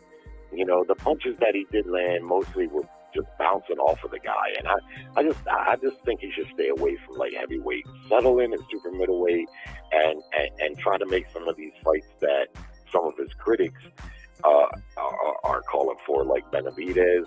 That's going to be a big enough challenge on its own. And Charlo, Charlo's got to man up and move up a few pounds and get that payday and see if he can back up all that mouth that he has. Because I can't see Canelo going down from 168, and plus it'll give Charlo a chance to fight for the undisputed titles. So, that's what I think Canelo should do. And can't keep babysitting 160. Hey, look, I wouldn't be mad to see him and Triple G try to unify at 160. Do that. In Triple G's day, I think he would have brutalized. I'm talking about right now. Go unify. Do something. Yeah, right now I'd have to edge Charlo over him. He's too fast for him. To me, it'd be a madhouse. You don't even know what Charlo looked like. You ain't seen him fight since last year on Juneteenth. Well, based on what I've seen him up to this point. He's a young fighter that's still got hand speed and reflexes and all his faculties. G is just old now, man. He's gonna get beat. Hey, look, a year and a half out of ring will slow down any athlete, bro. You got to see what he looks like. I agree. Yeah, I agree that, but that would be the only intangible for me. The only intangible for me is what's Charlo like after a layoff. Yeah, so I could go along with that, but and it wouldn't be it would be a good opportunity for Charlo to get more straps to unify the division. That it would be good for that. But if Golovkin's fighting on dazn, the likelihood of him fighting Charlo is not good. What I think Golovkin is going to do is he's going to go on that tour that he's talking about, Australia, whatever, and he's going to fight guys like Murata, guys with regional popularity that can sell out big there, a couple more fights, and then probably call it a day. I don't think he's going to fight Charlo, although, like you, I don't know if I really want to see that. After seeing him tonight, barring the intangible that you mentioned with the layoff, I just think Charlo, it would be too youthful for him right now. All right. Golovkin fucked up a lot of his career, man. I mean, if you ask me, during the last 4 years, and he's waiting on that Canelo payday, and really he could have been making his bones fighting, trying to maybe make some of those fights, but he kind of played it safe and he stayed inactive and waiting on this payday, and I'm sure he got a good one. One thing I can say, and I don't feel sorry for the son bitch, because he made a lot of money fighting Canelo in those 3 fights. He's a rich man from those 3 fights, yeah. So he ain't got nothing to cry about. I mean, he probably made $35 million tonight. So, But you would just think that a fighter of his caliber, looking at his career as a whole, because I've always been a Golovkin fan, but I've been a Golovkin critic also, most of his career. The matchmaking during that whole title run he was heavily favored to beat those guys. Right. You know what I mean? Yeah, and I do have to give him credit, though, because he did beat them in an impressive fashion. And that's what you're supposed to do, unlike, say, Andrade, and I could name a couple fighters where they get put in there with guys that they're heavily favored to beat, and they wind up going the distance, not looking too impressive, maybe being boring. Golovkin at least looked the part. I mean, he knocked all those guys out. Yeah, he beat everybody other than Canelo, bro. Yeah. But like I say, that whole title run, those were inferior opponents. When he got up to fighting the top guys, the 2 fights with Canelo, the fight with Danny Jacobs and Darenchenko, you could argue that he lost two out of those 4 fights. You could argue that all 4 of those fights were draws. You see what I mean? When he got up to the very all that top, arguing don't mean nothing in the record book. Record book don't show arguably. So I get where you're coming from, but just discussing it from a boxing fan's perspective, and to make the point, when he got up to the top world-class level against 3 fighters, Jacobs, Darenchenko, and Canelo, he basically fought even with those guys. The dominance wasn't there. Fair enough. All right, I'm gonna pass it around. I got 2 other people waiting to get their bars off. Thanks for calling in. All right, buddy. All right. Shout out to my guy Jerry. Jerry from Baltimore. Puro in the building. My boy Rob. Yo. Hey, yeah. Turn your mic down a little bit. Turn your mic. Puro. Yes, sir. Yeah, turn your mic down a little bit more, Puro. Just a couple more nods. Yeah, that shit loud as hell. Sound like you on the megaphone. Rob G, what's up? What you think of the fight, Rob G? Hey, what up, Mark? I think it was it was less competitive than I thought it was gonna be. You know what I'm saying? Right. I thought Triple G was gonna put on a better fight, but and I was in the members only chat saying Canelo was gonna knock out that 10-11 round TKO. And to be honest with you, bro, I ain't really believe it, but I just wanted to be able to call it just in case I haven't, just to say I called it. You know what I'm saying? But it was a good fight, man. It was actually it wasn't a good fight, but yeah, I thought it was gonna be more competitive. All right, Puro, what you think of the fight? How do I sound now, Mark? Good, perfect. Go ahead. It was what it was. I mean, shit. Canelo was saying this like 2 years ago that he didn't want to fucking fight this fight, but the fans wanted it. He gave it to him. I actually think Triple G hasn't looked himself since he got rid of Abel Sanchez. I think that was apparent as soon as he fought Darenchenko, you get what I mean. Yeah, been less aggressive. Exactly. He tried to do well because the thing was like it was against Canelo at least, and against of his other opponents, him being that aggressive going forward, taking shots, and he's actually underrated defensively. It worked for. I mean, that just suited his style so well. And then when Jonathan Banks started, to try to get him to box a bit more, I just think it threw him off, especially at the age that he tried to change that style. You get what I'm saying? Okay. HLD, what you think of the fight? Before I pass it back around, I got a question for you guys too. But what's going on? People talking about Triple G messed his career up.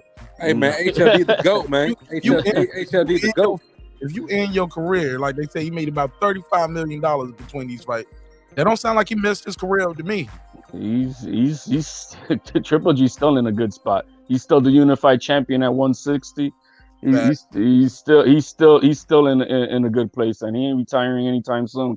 What I thought of the fight, it was an above average fight. I mean, it wasn't the most tantalizing fight, but it was still, there was still action throughout. What I did say that I wanted to see from Canelo, and I saw, was how is he going to perform? And what I saw is that this man needs to do something serious about his strength and conditioning, because he was gassing out after the 7th round, and that was very apparent. Who? Canelo. He was whooping ass for 7 rounds straight too, though. Standing right in front of the dude. What you nah. HLD? This is now back-to-back fights where I see this man gas. Okay. Hey, hold on. Can I say something? I didn't see him gas. Let him finish his opening statement. Nobody cut y'all off. Did he win this fight convincingly? Absolutely. I think the cards, there was some two judges with some bullshit cards of 115, 113. But there's always controversy with the Triple G and Canelo fight cards, so that's not new. But I think he won convincingly. I do think they need to strategize his career a little bit better. Maybe the guy's only 32 years old, but he's got a lot of miles of fighting since he was 15, and so maybe they need to slow it down at least 4 or 5 fights, and instead of going that route, doing 2 fights a year again or something to that effect. But okay. But besides that, I mean, it was an okay fight, and he won. I mean, I don't know. Rob G. Puro got some smoke for you. Go ahead, Rob G. Puro. Okay, so check us out. I remember in the Rob G. The YouTube is playing in the background. I hear the music twice. No, I don't have no YouTube playing it. Okay, well I heard it. Or that ain't me. Okay, go ahead. Sorry about that. So what I feel like, I remember we were in the members only chat when we were talking about. I remember you said Triple G was breathing hard, right? Yeah. Yeah, and I remember Boxing Scholar. Shout out to the Boxing Scholar. He had said something about Triple G training in Big Bear, something about high altitude, to where you be training at high altitude. Sometimes your lungs and all that shit don't really heal as well when you're in high altitude, so you can breathe more during fights because you ain't really healing as well. And I don't know anything about that. I'm just taking his word. But Boxing Scholar knows his shit, so I'm gonna take his word, and maybe that's what we saw, because we know that Triple G was training in Big Bear. But he's always been training at Big Bear, though. We saw a 40-year-old man. That's what we saw. It is what it is.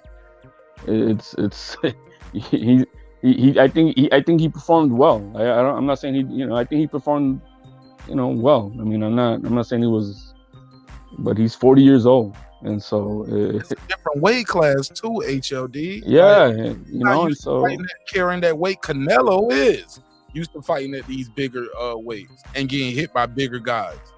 Okay, I see that. But Triple G picked up the pace later in the fight, if you notice. You know what I mean? So he slowed down too, though. Canelo got a hand injury. You don't think that you don't think Triple G can feel that left don't feel the same as it was feeling earlier? Man, these guys. Well, and he didn't injure his hand in the fight. He had it injured coming into the fight. Okay, but I'm sure it feels different in the later rounds than it do from the beginning round. It feels numb. Man, But that hand start getting heavy. you know, but I never seen, you know, his post fight, the way he was speaking, you know, he said specifically he had a lot of things going on in his life. Canelo. And he then say, you know, this is just to show that, you know, you still gotta you know, get up and come forward in life. But I've never heard him say anything like that before.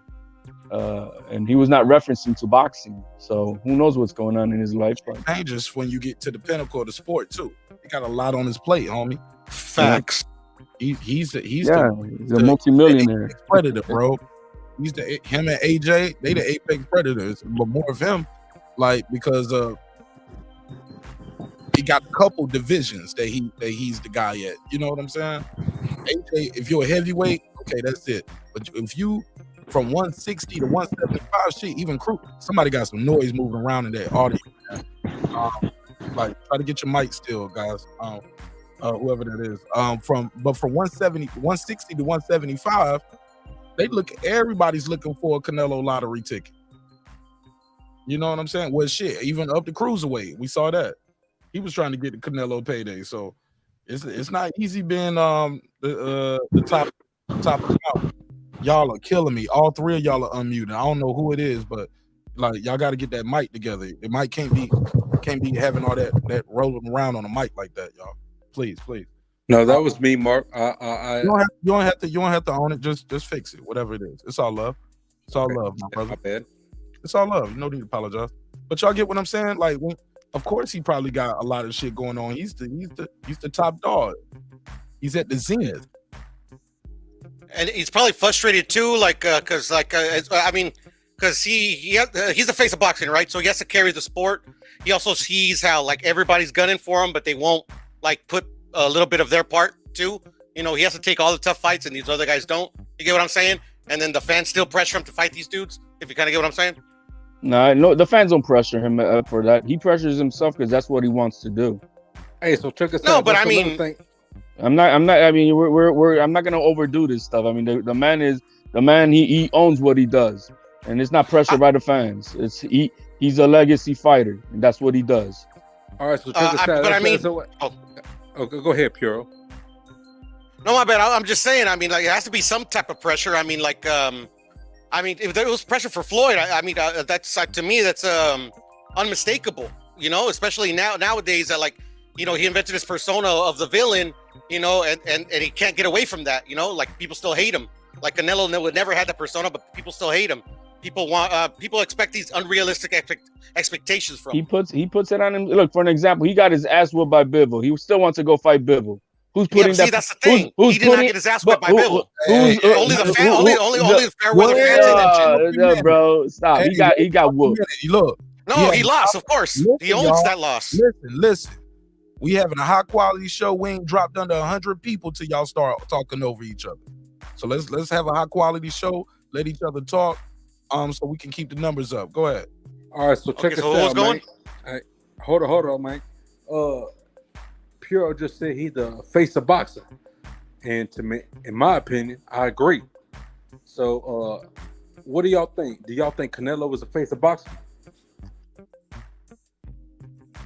And the reason why I say he's the face of boxing, in my opinion, is because I'm a part of just my own Facebook groups, as far as, like, you know what I mean, neighborhood shit, just so I can get my business off. Motherfuckers talk about where's the fight. I ain't never seen no motherfucker talk about no Terrence Crawford Earl Spence fight. Right. But they talking about that Canelo fight. And I think sometimes as hardcore fans, sometimes we are so in tune with the sport that we forget outside of casual fans. And that's why I think Canelo was the face of boxing. Canelo is most definitely. I can't speak for the other side of the world, right? Because I think on that side it would be AJ, right? But at least over here on this side of the world, yeah, he definitely is. For an example, the narrative was what Oh, nobody asked for this fight. There's no buzz for this fight. I don't hear nobody talking about it. Oh, you see the weigh-ins, and there's 10,000 people at the weigh-ins. I mean, you know, it's crazy. So at least I know I can say he is definitely the face of boxing in the Americas. That's a fact. I'll come in. I'll say this. I'll see your Americas, and I'll up you one. I think he's the face of boxing, period, bro. Yeah. And I'll tell you why? Yeah, even over there in the UK, the reason why is because he's fought. The difference between him and AJ is this: he's fought more guys globally probably than AJ. I would say AJ, like most of those guys, are like European guys for the most part. Like Canelo fought guys from Mexico, he fought guys from America, and I think he fought a lot of those European guys too. Yeah. You make valid points with that. Yeah, That's absolutely. Versus AJ had one trip to America. Canelo fought over there. He fought here. He fought I just think and then not to mention he's been doing this shit for a long time. He had a head start on AJ, right? He's been pro since 15 years old. The kid he got that Mayweather fight under his belt, whether he won or lost. I get it, but that was a lot of eyeballs on him. And I think that means something. And then to have that loss to Mayweather, then to go on that crazy run that he did, I think look at this look at these people. Look at all these people at this damn weigh-in. It's massive. Like I think this guy's a mega star, bro. That's crazy, bro. Yeah, man. Liked and loved in America, the UK, and in Mexico. AJ, I know he got the UK fans. America, he got a strong base here as well. But I don't know if he got a big fan base like that in Mexico. Now, going to the topic, he don't want to fight his countrymen. Do you see these people having a problem with that? Look at that. They're there, man. You know what I mean? Yeah, but he will. If they ask him to, they will. Yeah, even the dogs disagree with that. Yeah, go ahead. Well, yeah, the dogs don't know what you're talking about like you do. Go ahead, man. When y'all talking over each other, man, please, Rob G, Puro, HLD, y'all gotta let each other talk. Go ahead. Okay, so I just want to say this, man. I see dogs barking and shit. Come on. Boston Scholar, man, come on, join the panel, man, because I appreciate your opinion. My brother, the link is out there. You don't got to invite them. I invite them when I drop the link. You ain't got to do that. People in the chat want to be in the chat. Go ahead, Puro, HLD. Yeah. I mean, in regards to that, he doesn't like to fight his countrymen. You know, if they ask him to, he will. You know, it's just, and then in these weight classes, there ain't a lot of Mexicans anyway. You know, I mean, the best way Zurdo could get that fight with Canelo if he beats Zurdo, which I think he will do. Because a lot of people don't know how, like if the fans ask Canelo to give him a certain fight, he will give that to him. There's no doubt in my mind. All right, so then he needs to do that Benavidez fight next, because that's what the one everybody's been asking for. Oh, I understand, but I mean, he's not included in this discussion of like a countryman because that's not his countryman. No, but if you said that if the fans want a fight, he's gonna give it to them, then his next fight really should be then Benavidez. Yeah, but his fans are not asking for that fight. What? That's the number one fight everybody's got for Canelo that they want to see. His countrymen are asking for that fight? The whole Mexican community wants to see this fight. So his countrymen are asking for that fight. You're absolutely right. Because I be watching TV Azteca, Tudu DN, Televisa, and all that, and I never hear his name. Then you're not listening. Well, you gotta raise the volume. I guess I'm blind because I couldn't see Bivol kicking Canelo's ass. Then, man, come on, bro. Dude, he got beat convincingly. Let's say it that way. He got beat. Yes, he did. No, he didn't, bro. He got beat convincingly. Oh, that's your opinion, bro. Okay. You thought so they robbed him. So they robbed him. I'm sorry. No. Did I say they robbed him? I said if we're dealing in reality, he only got lost by one round. Like he wins at 12, it's a tie. Oh, so then tonight the scorecard of 115-113 was legit. Well, that's what they scored it, right? I mean, no, you can't disagree because that's legit. No, I can't disagree. What are you talking about? You disagree? Because you just Let's finish, man. Let's go. Rob G, chill. I mean, Rob the G. hypocrisy is funny. No, is that I was trying to prove my point that right there you're saying no, that he only lost by 1 round, and then I'm like, what? So then if that's what you're saying, what do you say about tonight's card? Hey, sometimes the judges get it right, sometimes they get it wrong, bro. My man, he got beat convincingly by Bivol. No, he didn't. Yes, he did. No, he did not. And by the majority of people, they believe that. Finish, Rob. Yeah. Majority of people. Oh, I'm sorry. Go ahead. The majority of boxing pugilists saw Canelo lose that fight convincingly. Yeah, the majority of people don't know shit about boxing, bro. That's just facts. No, I just say, yeah. Well, I'm sorry, not in the circles we hang out at, right? We talk to people who this is what we do every day. Every day. Yeah, I know. Yeah, like right here in YouTube, it's the worst. I mean, like I haven't met dude. He lost that fight.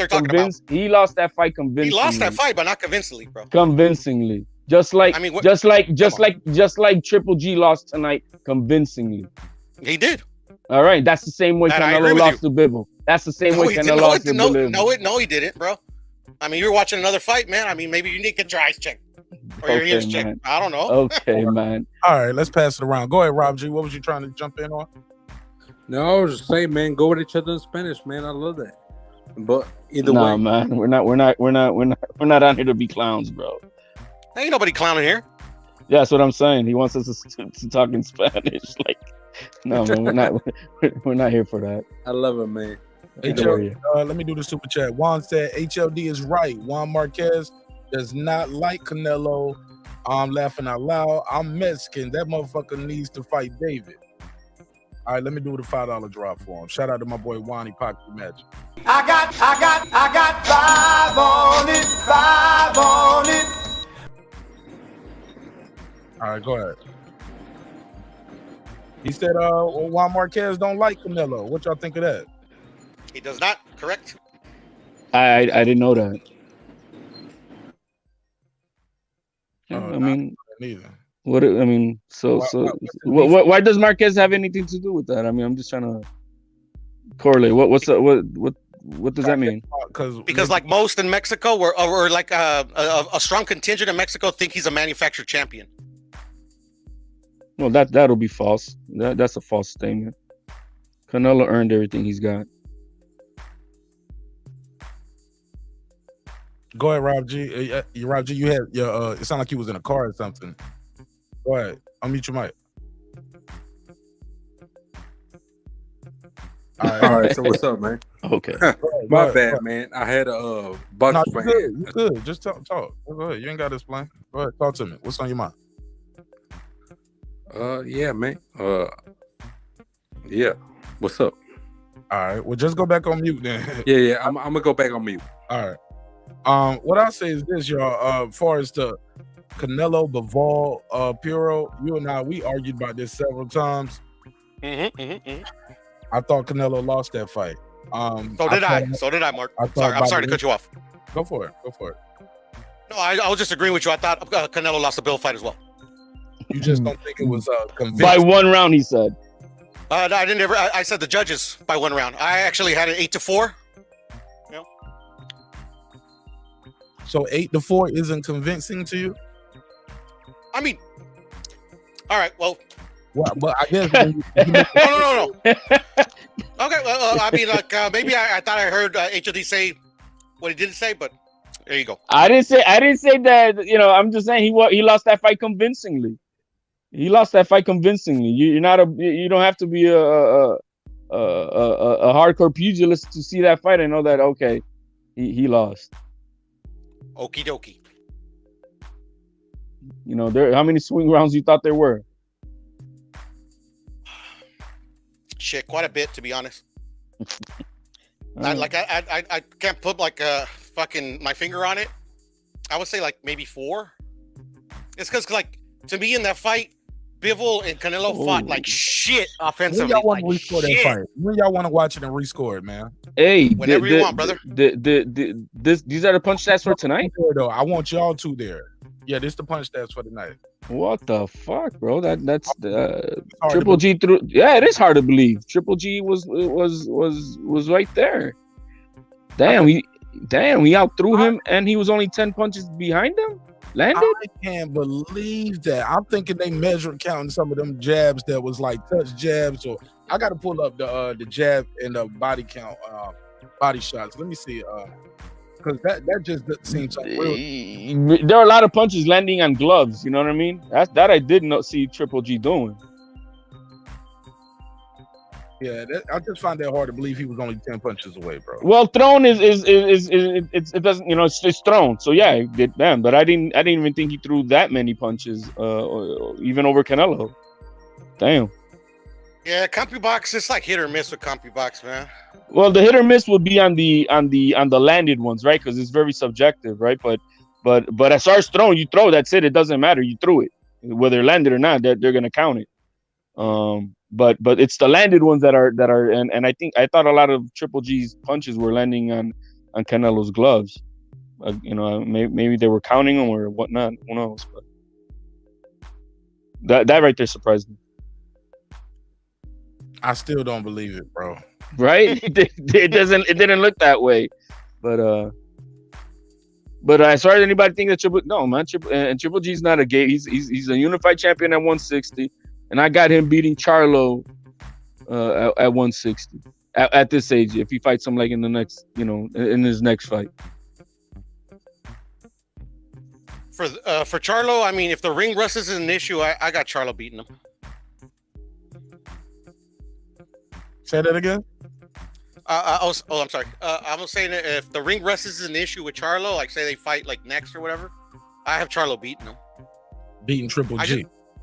I just don't like the coach that Triple G has. He hasn't looked good in any of his fights as he got him.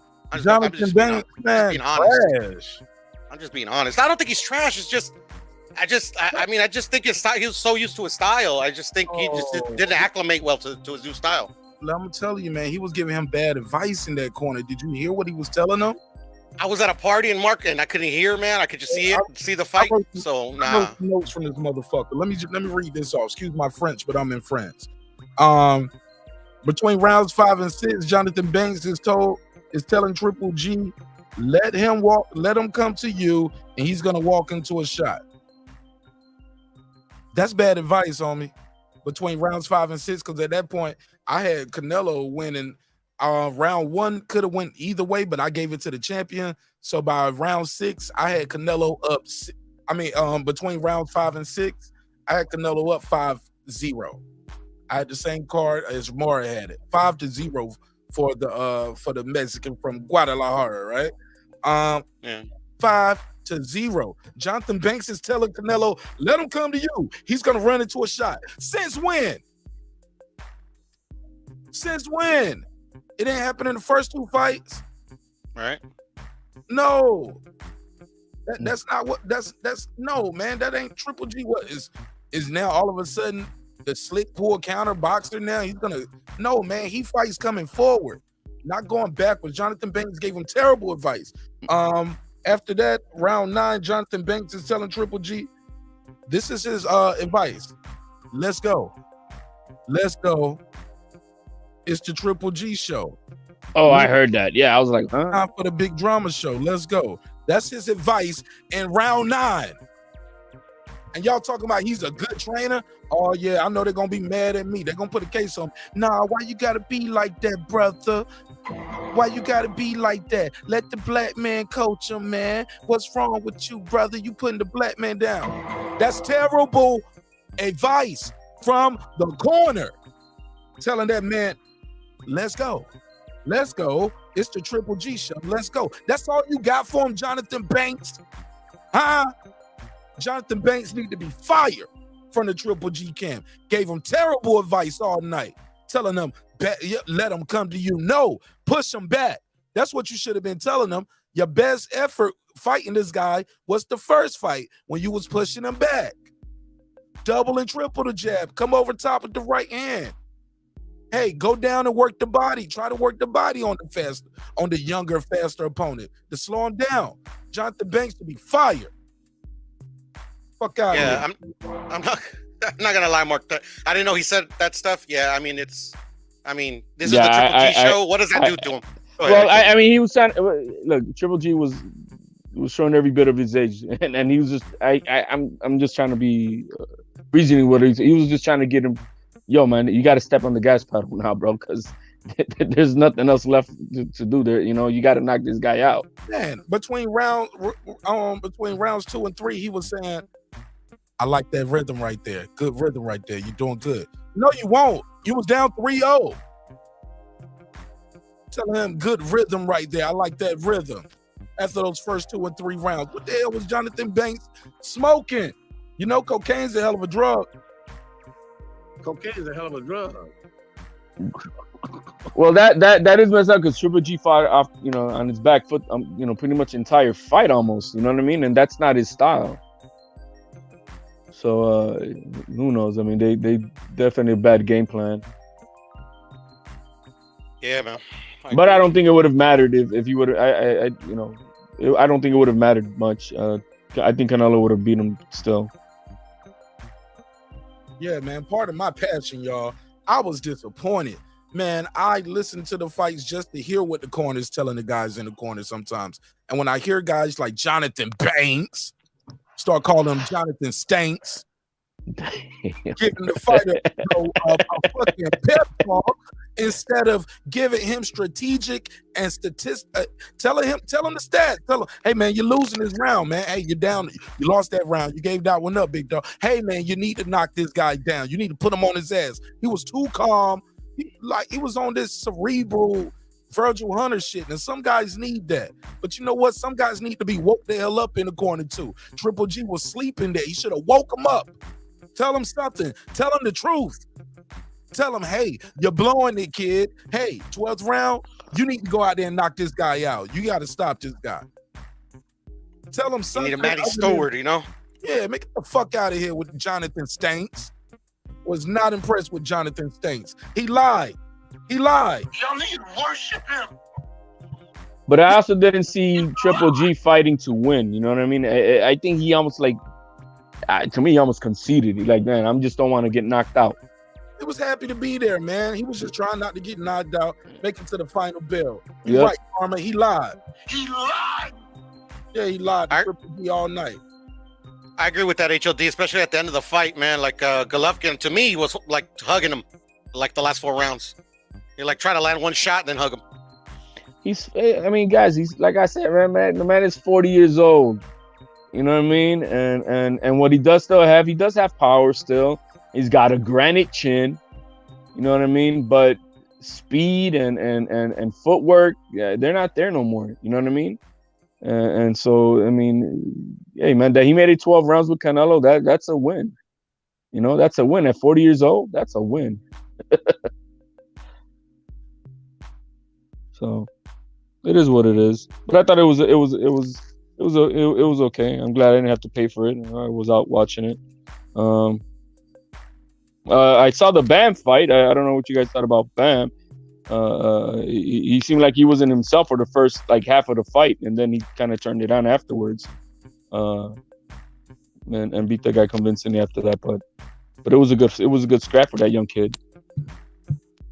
It went the way I thought it was going to go. The guy that he was fighting, he fought some good competition. He's a younger dude too. But I think Bam landed the cleaner shots throughout the fight. But the other dude was going to do some beautiful body work.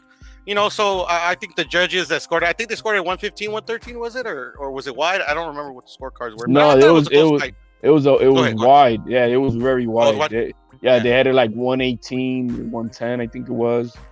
Okay, I remember that now. Yeah, I thought it was closer than that, to be honest, but I thought Bam pulled it out. Yeah, he won the fight. I'm not, regardless, the right man won. But just looking at the way he fought, the first half of the fight, he didn't see himself. I don't, and then it kind of turned it on afterwards. But it was, good for him. 22-year-old kid is doing his thing. Yeah, some people said it was a hype job. What y'all think of Ben Rodriguez being a hype job? He's not a hype job. The kid is beating the best, and moving up weight. So no, there ain't no hype job there. He's fighting champions. Yeah. I'm gonna get shit for this, but I don't like how he got his belt. But obviously he's uber talented and he's gonna go far. Be specific. You be specific, man. For the people who don't know what you're talking about. What you mean? Oh, it's just So the thing is that when Chocolatito and Gallo Estrada fought, like everybody, there was a big old controversy about like they thought he got robbed, this, that, and the other. So the WBC takes it in their power, which they can because it's their sanctioning body, franchises them and vacates that belt. Then Bam fights for the vacated belt against Quadras, and he becomes champion, never beating the real champion, which is Gallo Estrada. But it's still better. That's still better than that he fought for the belt. It's better than the way Haney got it, right? So I mean he fought for the belt. It's kind of the same way. I mean, but it's what ranking was Quadras? I don't know. But, was he like number 2? But Bam wasn't ranked. Bam wasn't even in that division.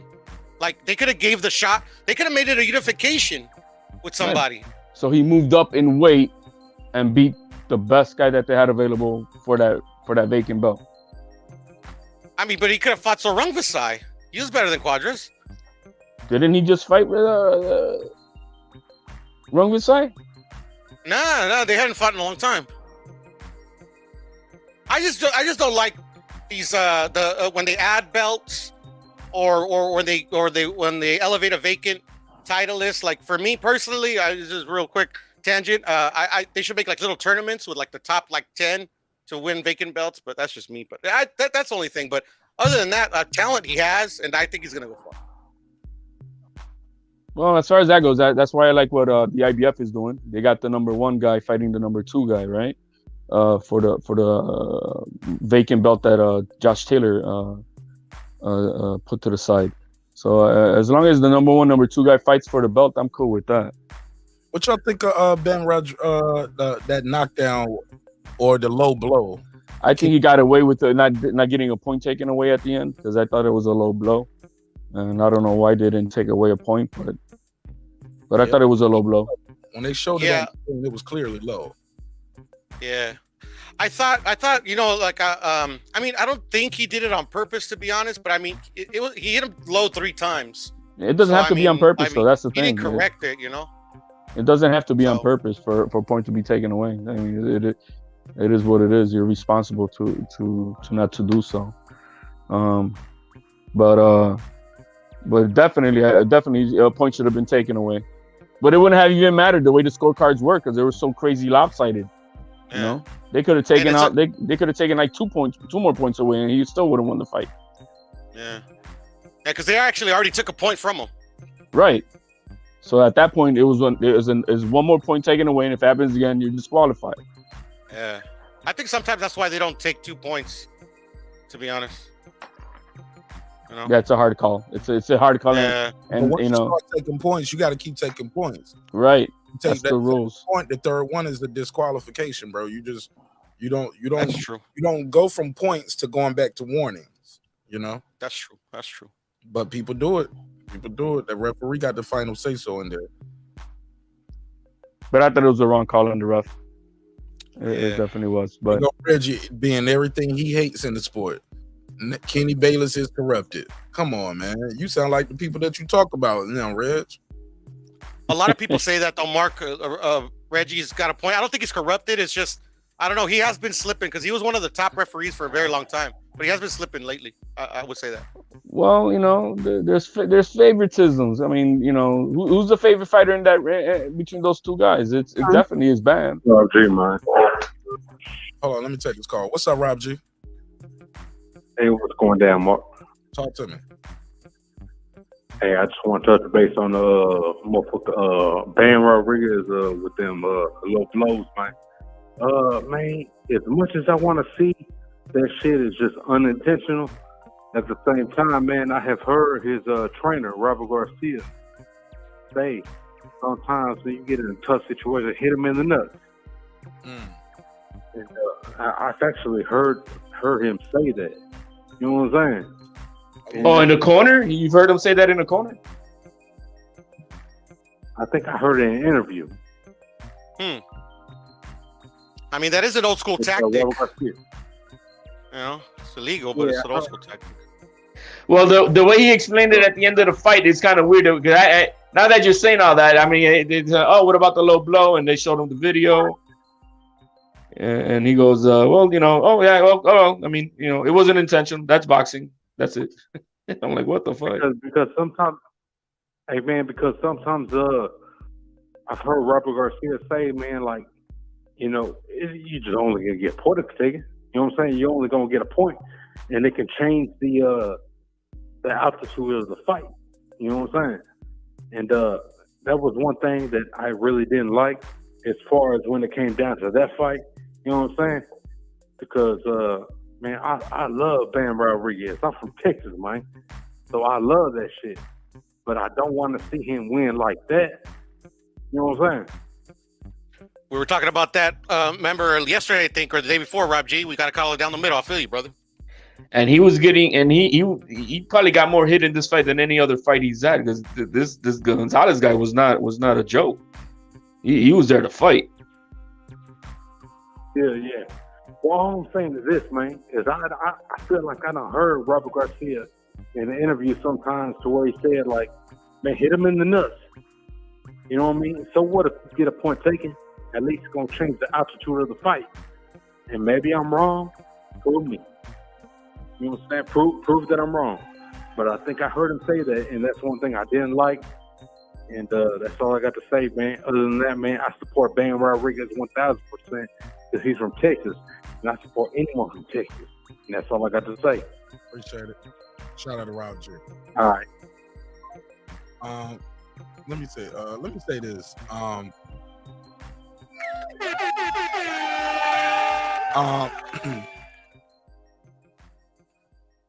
When it comes to the Robert Garcia, I do recall him in the Mayweather fight, the first fight. He was clearly telling Maidana, get dirty in there. Get dirty in there. Be dirty in there. And it was already a dirty fight.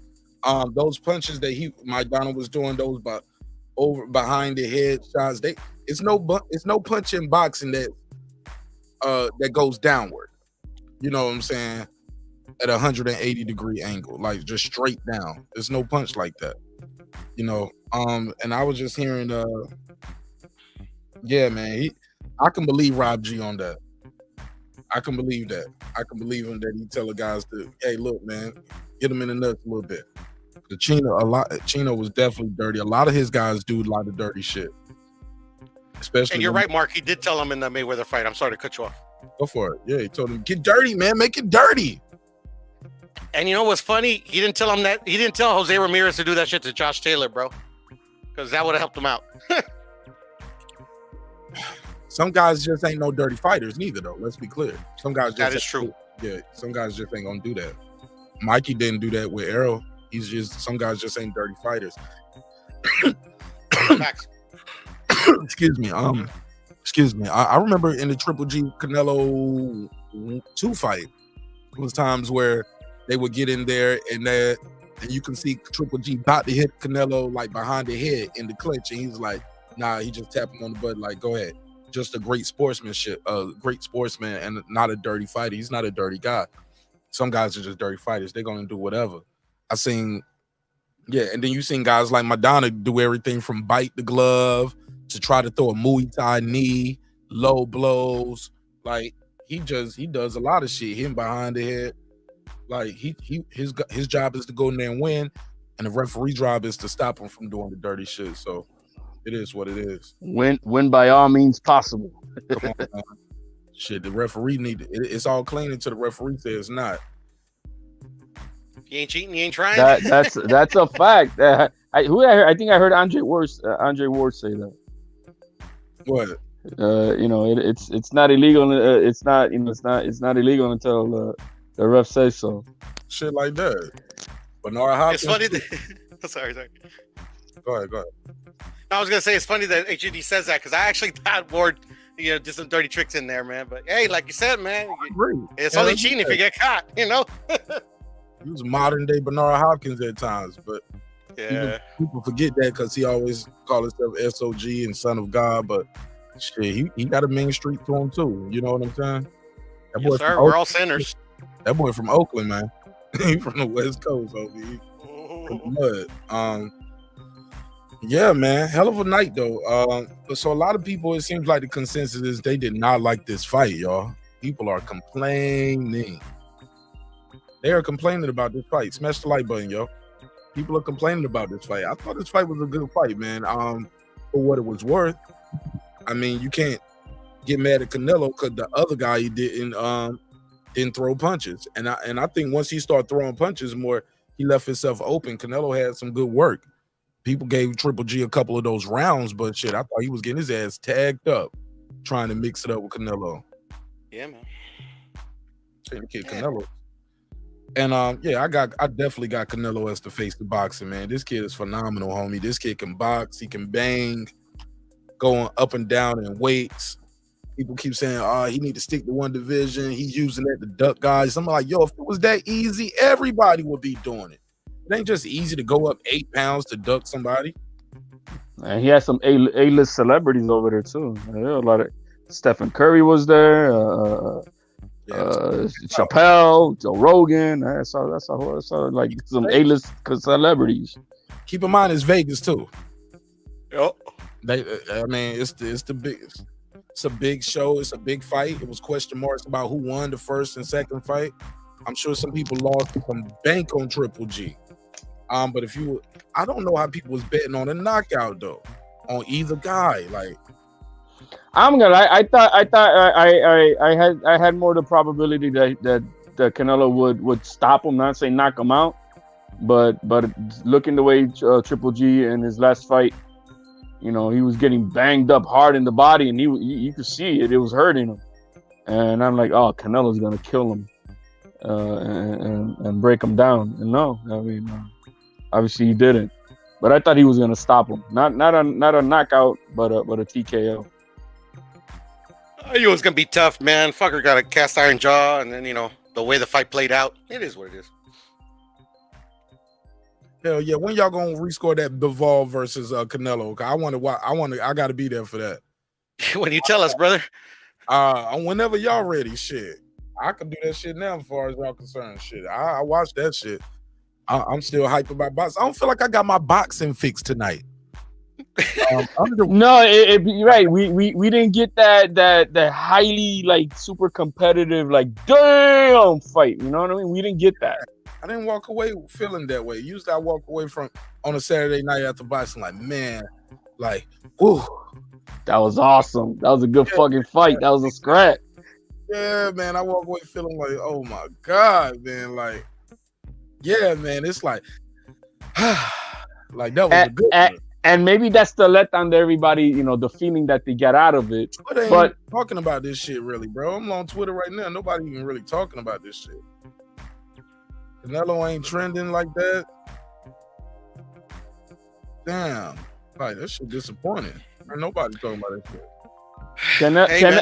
I thought Canelo needed to stop him. You know what I mean? Him stopping Triple G, that would have been like oh shit news, right? And maybe that was the pressure maybe that he had that Canelo did have. You know what I mean? And he said that he needed it, and he himself was the one who said that. You know, he needs to stop Triple G. But you know, hey. But maybe that's what it is. That's why we all feel the way here. It wasn't a world beater fight. It wasn't, you know, it wasn't like highly competitive in itself. It was. It is what it is. Just the way we feel. Okay. Let's see. Yeah, man. Hey, Mark, I got a split, brother. But thanks for having me on, man. No problem, bro. All right then. Peace, HLD. Yo, shoot me an IG, man, so we can set that up to rewatch that Canelo joint. I got you, man. All right. Thanks. Peace. Karma said it wasn't a good fight, Mark. It wasn't the worst fight. I've seen worse. I've seen a hug fight. It was damn sure better than that Takum fight that was on Friday night. Takum versus who was that? Who did Takum fight yesterday? Makadov or some shit like that. Some kind of name that sound like a cough. No, I didn't know there were any fights yesterday. I watched. It was an ESPN card on last night, Friday night. Yeah. Damn, I missed it. Takum fought. She said it wasn't a good fight. I mean, It won't, Karma. I'm just saying it wasn't the worst, but it's not Canelo's fault. He was trying to get it done though.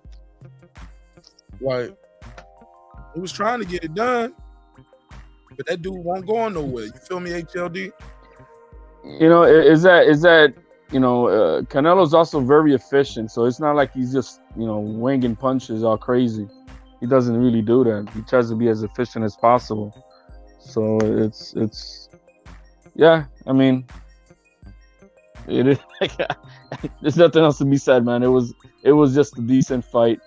I expected what I expect out of a 40-year-old man, and my views was to see how Canelo's gonna perform after his loss, and if anything got taken away. And what I did see is that he needs to do something about his strength and conditioning. I see him gassing out after the 7th, breathing hard and laboring. You know what I mean?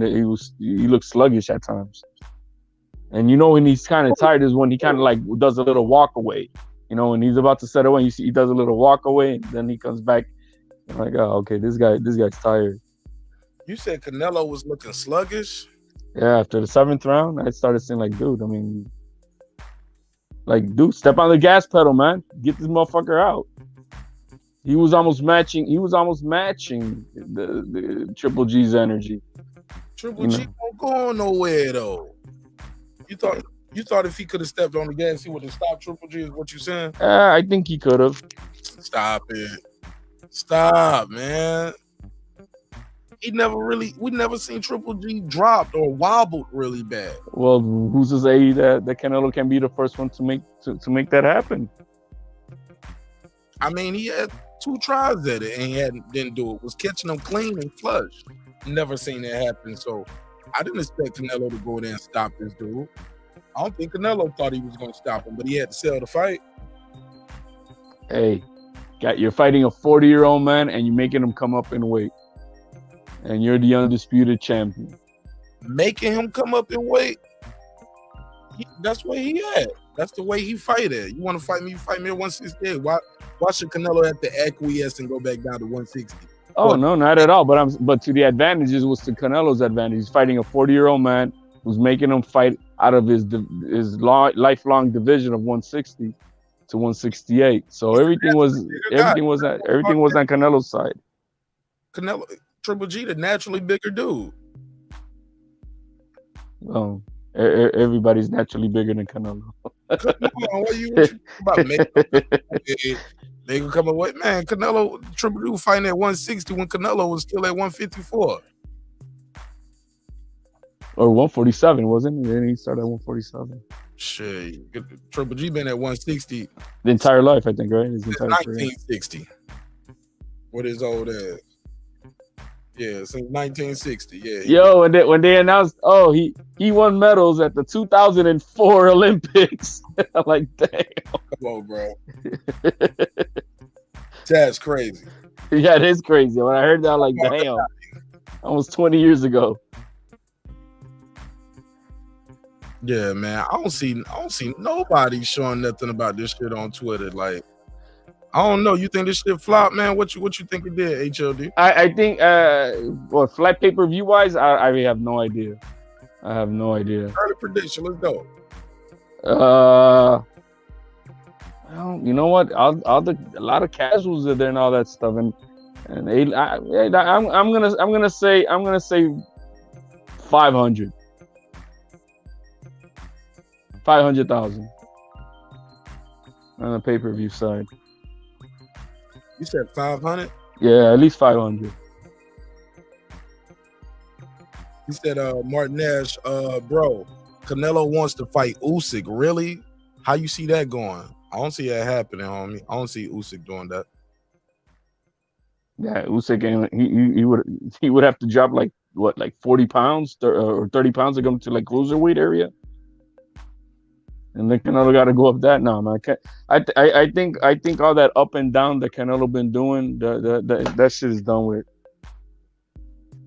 I think he just should stick it out at 168, clean that entire division out, and really solidify and clean up the naysayers, who think that his legacy is not solidified. Clean out Benavidez, the Andrades, the Charlos, the Morel, if he needs to, and I think there's plenty of good fights for him to be doing at 168. That could add on to his legacy and truly say, look, I cleaned everything out. My bad. Say that last part again. I'm just saying that there's plenty of fights at 168 for him to say, legacy fights and say, look, I cleaned everybody out. Period. And so there's no need for going up to 175. How more is it though? Who else he got? At 168, we could have what everybody wants. I think it's Benavidez. He could do the Andrade fight. He could do a Charlo fight. What comes down to 68? What's that? What if Bivol comes down to 68? Well, Bivol did say that in that, and I don't know if it was before the fight that they had or during the fight, or fight week, whatever, that that he could make 168 if he wanted to. But that's all talk. But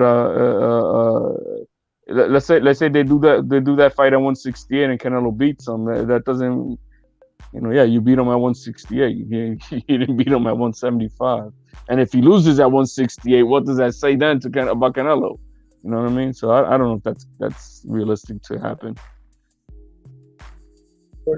Troy said there's no pay-per-view fighters in this era, but it's pay-per-view fights to be made. I think they cancel each other out. Like if they fighting on pay-per-view all the time, guess what? They pay-per-view fighters. Canelo's a pay-per-view fighter. AJ's a pay-per-view fighter. Tank Davis is a pay-per-view fighter. Whether we like it or not, that dude stay on fighting on pay-per-view. No, nobody can deny that. Yeah, man. I don't know what Troy talking about. Once you on pay-per-view and you fighting on pay-per-view consistently, you're a pay-per-view fighter. Like, we got to get out of that stuff where back in my day, I mean. Hey, has Spence been fighting on pay-per-view? Like a motherfucker, man. Say what you want to say. He's a pay-per-view fighter. He's been fighting on Showtime pay-per-view for a few years now. Few fights. Since was the Campos fight? That was probably on regular Showtime, but shit. After that, what? Mikey Garcia, Danny Garcia, Sean Porter, Ugas, all pay-per-view, and he about to fight another pay-per-view fight. He a pay-per-view fighter. Can't take it from him. You get what I'm saying? Yeah, I mean it is what it is, man. Viva la Mexico, cabrones. Fucking Mark. I was reading somebody I put out the amount of money. It's if you really buy like all the pay-per-view fights and shit in a year and with all the subscriptions, you're at about almost close to $2,500 a year. So if you're a fanatic of boxing, man, damn, that's how much we got to be spending. That's crazy. All right, so here's the official scorecards. Two judges. Okay, one of the judges gave. Two of the judges gave a Triple G the first round. Yeah, it was kind of swingish. I gave it to Canelo, I thought. Me too, because he was the champ. You got to take it from the champ. But then after that, let's see. 1, 2, 3, 4, 5, 6, 7. Okay. They agreed on the next 2, 3, 4, 5. When did they disagree? They didn't disagree again to round 6. And that's when the first judge finally gave Triple G a round, but the other guy still got Canelo winning every round after that. So damn. Yep. So Canelo won rounds 1 through 5 on the first judge.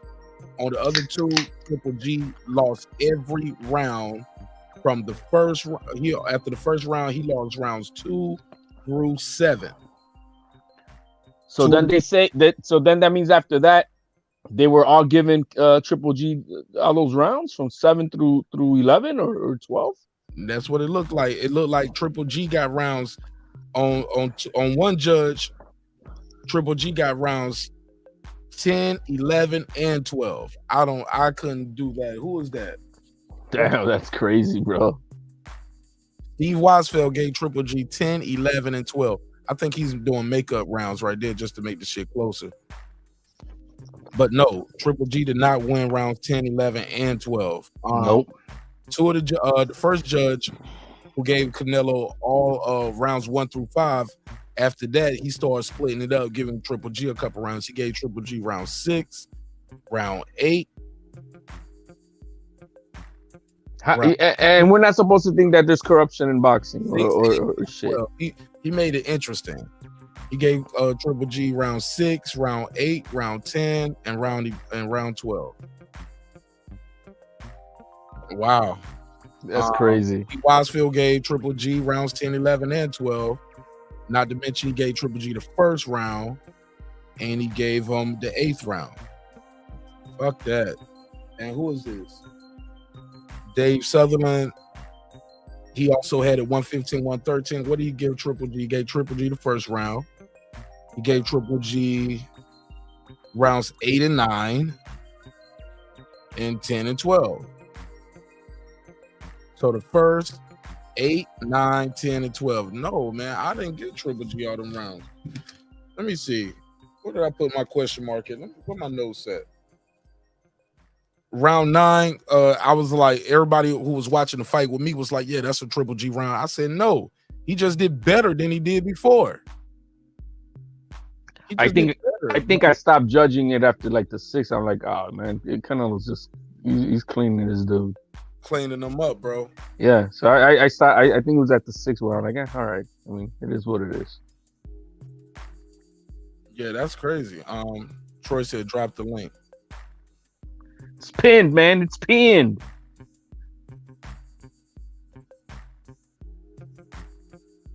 Yeah, those scorecards are goofy, man. It's hard to find the logic. What are they seeing sometimes? Because it just doesn't make any sense. Yeah, I don't know what they be saying sometimes, and they get paid the big bucks. They definitely get paid the big bucks. What's up, Rob G? Troy Graham in the building. What's up, fam? Hey, what's going down, Mark? What's up, Troy? How we doing, Troy, man? How you feeling, my man? Alive and well. Hey, man. Good to see you, my friend. Hey, man, I just want to say this, man. Troy be cooking up, man. All right, let's keep it on boxing. Go ahead, Troy Graham. What you got?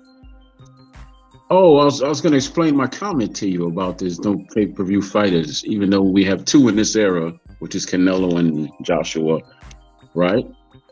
We got more than that in this era. Huh? We have more than that in this era. Well, you know, I'll give you a perfect analogy. Let's just say you got a guy that sells a lot of records. It doesn't necessarily make him the most talented guy, does it? It just means he sells a lot of records. Yeah. You know, and basically, just because you're on pay-per-view doesn't make you a pay-per-view star. It just means you're on pay-per-view. Because we had some fights on pay-per-view last week, you know, between the 2 heavyweights. You didn't say pay-per-view star in your comment. Right. Okay. Well, take the word star out of there and just say fighter. We had a couple of fights last week that were on pay-per-view. Who on there is a pay-per-view fighter? They were just on pay-per-view. Andy Ruiz is a pay-per-view fighter. Really? His last 4 fights been on pay-per-view. Yeah, they've actually been on pay-per-view, but they, as you always say, Mark, right? Numbers don't lie. So he can't be a pay-per-view star if he's not making the numbers. He 4 fights in a row on pay-per-view. Yes, because he was put on there, but numbers don't lie. He's not making the numbers, so he's not really a pay-per-view star. He's just put on pay-per-view. I didn't say he was a star now, but he's on pay-per-view. Yeah, on pay-per-view, and if he fight Wilder, he's gonna do some numbers. It takes a dance partner, Troy. You need a dance partner. Yes, well, no, because if you are a star, let's just say you're a star, you can fight anyone and make numbers. Anyone, it's on you. Crazy numbers with Berto. Huh? Mayweather was a pay-per-view star, but because he was never really a pay-per-view fighter. He was boring. He was never really. He just fought on pay-per-view. That's cap. Mayweather's a pay-per-view star, homie. You can't take Well, that from him, when okay, what I mean by that is right. Nobody really could say that his fights were exciting. They were intriguing. You kind of knew what you were going to get once you went in. People kept buying them shits. That's because they simply wanted to see the man lose, but it doesn't make him a star. He had excuses. He had a gimmick. It's $100 a pop, and motherfuckers kept paying it, and it was never an empty seat in the building. No, we can't say that. But you know what, man? We can't talk to the intelligence of certain fans either. But yeah, I'm not gonna insult the fans, because I am. You're a fan. You know, not of him. I mean, that's your opinion. But obviously the numbers say he did great. Without you being a fan, without your one opinion, Troy, he was wildly successful in the sport of boxing. And I'm going to come. Okay. Hall of Fame. Had a Hall of Fame career, bro. Made more money than everybody. Put asses in seats. Sold the most pay-per-views. He's a pay-per-view star. And but no. Okay, go ahead. Doesn't matter because even with Berto, he didn't do no crazy numbers.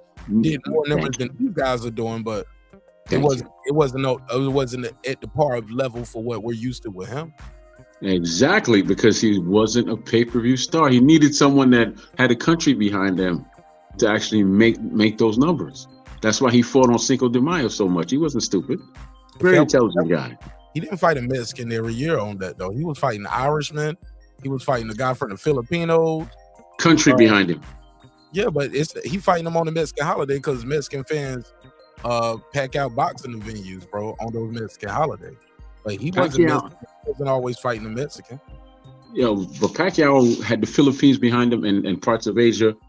This other guy, this other boy over here from the MMA, you know, he had Irish fans and he had the MMA fans. Yeah, Pacquiao's a star too. Pacquiao's a star, yes. Pacquiao can fight anybody and make money in numbers because he has a country behind him. Yeah. And Mayweather got the whole boxing world behind him, bro. Berto fight says no, and some other fight says no too. So no. Do you even know his Berto numbers? He did great with the Berto numbers. It just wasn't Mayweather numbers. He did better than these dudes boxing today.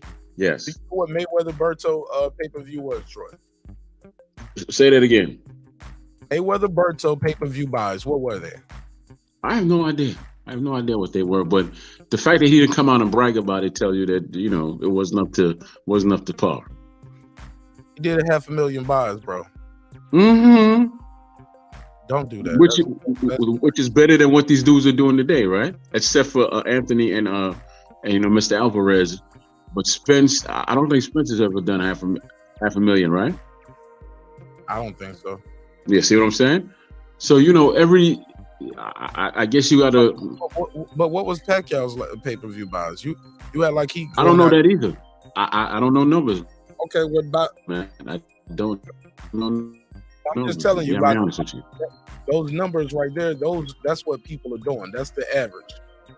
For if you're a pay-per-view star, 500,000 buys. It's just Mayweather is used to doing 1 million buys plus when he do them big numbers. You get what I'm saying? Pacquiao ain't out here doing Pacquiao didn't do 1 million with Ugas. I don't know. I don't know. I got to take your word for it. I don't know. Oh, he did about 200,000. I'm looking at it right here. Okay. That's almost average for this era. Almost in a week for him. Huh? That's called checkmate. Really? Is it? No. Floyd Mayweather did double that with Berto. That's fantastic. Yeah. I think that the threshold the threshold of pay-per-view star has changed in this new era. Yes, it has. You know what I mean? It's and what makes money is a much lower threshold now, I guess. Mm-hmm. You know what I mean? And so I because obviously they're satisfied with the numbers that they're doing and they're still putting it out. So it's not, to compare this now to then, maybe maybe $1 million back then. Nowadays it's 500,000, and that's good nowadays. I agree with you. You know, to that point. But I mean, what do I know? But I think you know, if they're doing it all the time and making it more and more, obviously they're making money, I guess. So I agree with you, HLD. You know, and you can mark this date on the camera that we finally agree on something. Yes, we have. I will say this: Canelo acknowledged on the post-fight press conference that he was fatigued down the stretch when Triple G did his best work and won 4 of the last 5 rounds on 2 of the cards. Wow, is that checkmate for what I was saying earlier? Yeah, it was fatigued down the stretch.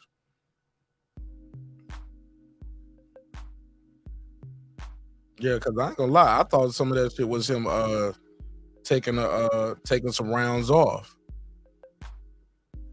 Now he looked fatigued, and like I said at the end of the fight, he said he wasn't saying about boxing. He just said that he had a lot of things going on in his life. What that is, who the fuck knows, right?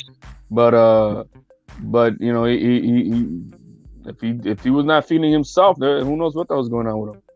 Yeah, but you know what, man? You know, that's unacceptable. The fact that he got fatigued on the stretch. This is the 3rd time he's fighting this man. So, you know, he knows exactly how hard he has to work and, you know, what he has to put out to fight this man. And plus, he's on a status where he can't make those mistakes, unfortunately. He can't. He's on that level where he has to be better than that. He cannot do that. I think he needs to take some good time off, like he was saying. He needs to go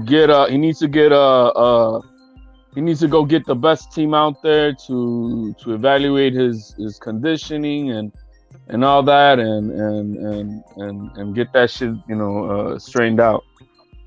If I was him, I wouldn't come back again until February and fight like in Black History Month or something, and then fight again like on Cinco de Mayo, and that's it. I wouldn't come back till February. I think he should wait. He should just take off until then, until Cinco de Mayo. Rest up. He's gonna have to get hand surgery, so he's gonna be out. Yes. You know, so. Hey guys, man. Hey Mark, man. With that said, man, I do have to take off, but hey man, like always, man, appreciate having me on. Everybody, man, hit that like and subscribe button. Everybody, God bless. Peace out. Hey, peace.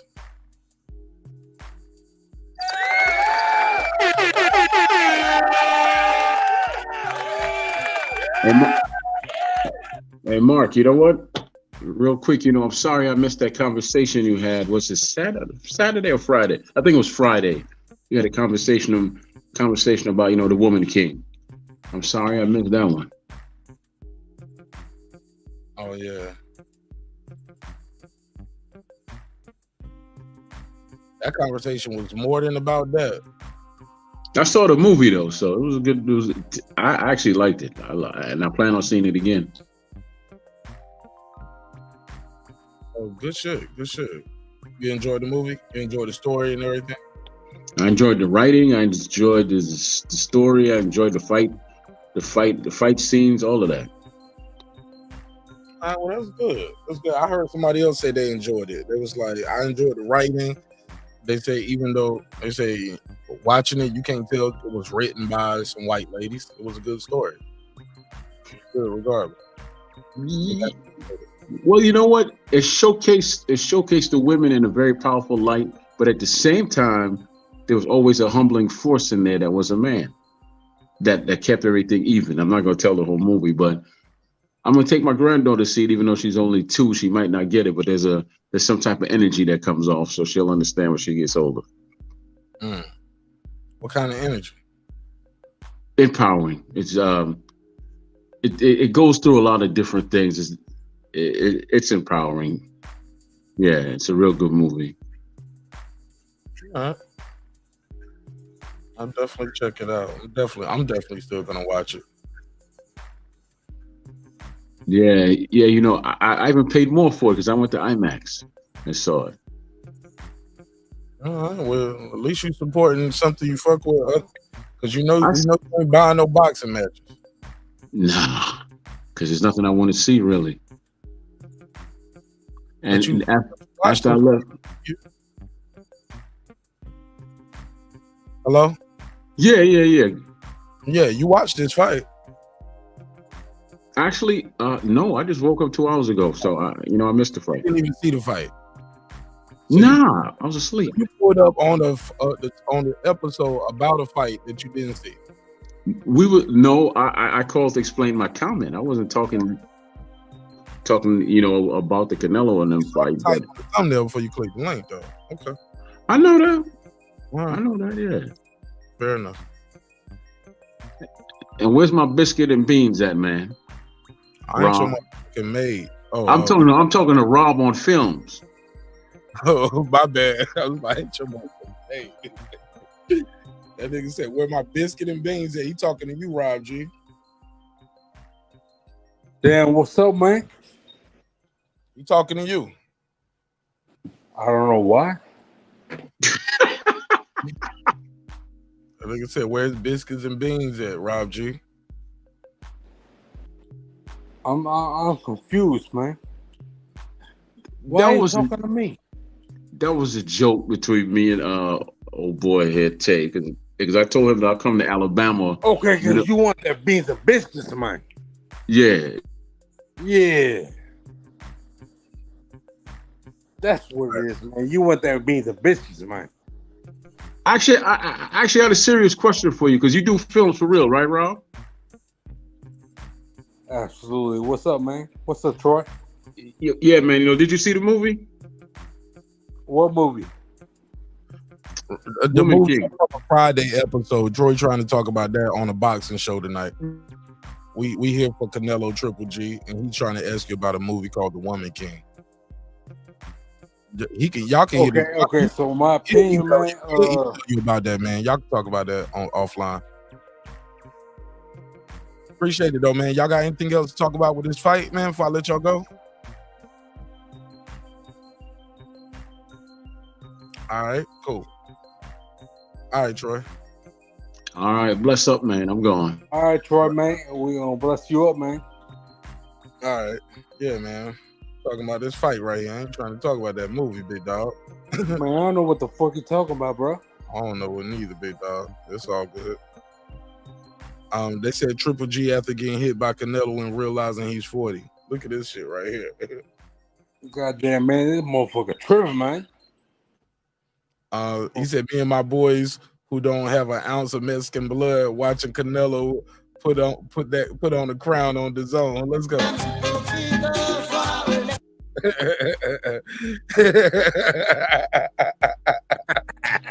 Said we ain't got an ounce of Mexican blood, but this us dancing. Look at Rick Ross. Hey man, y'all must motherfucking know. Go ahead. Yes, man. What you talking about, man?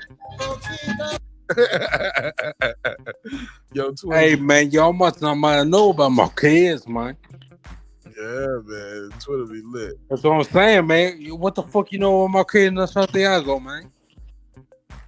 They don't know about it. He said, man. He said, "Don't run away from this man anymore." All right, let's see if we get that fight. I have no what the fuck idea what fucking Troy is talking about, man. We passed that, bro. I'm on to the next one, bro. Let's keep it moving. All right, man. Marquez from Santiago, man. Yeah, man. Yeah, that's it for me, man. I hope y'all enjoyed the night of boxing. Appreciate it, Rob G. You got anything you want to say before I let you go? Nah, man. Just salute to you, bro. Keep doing your thing, man. All right, man.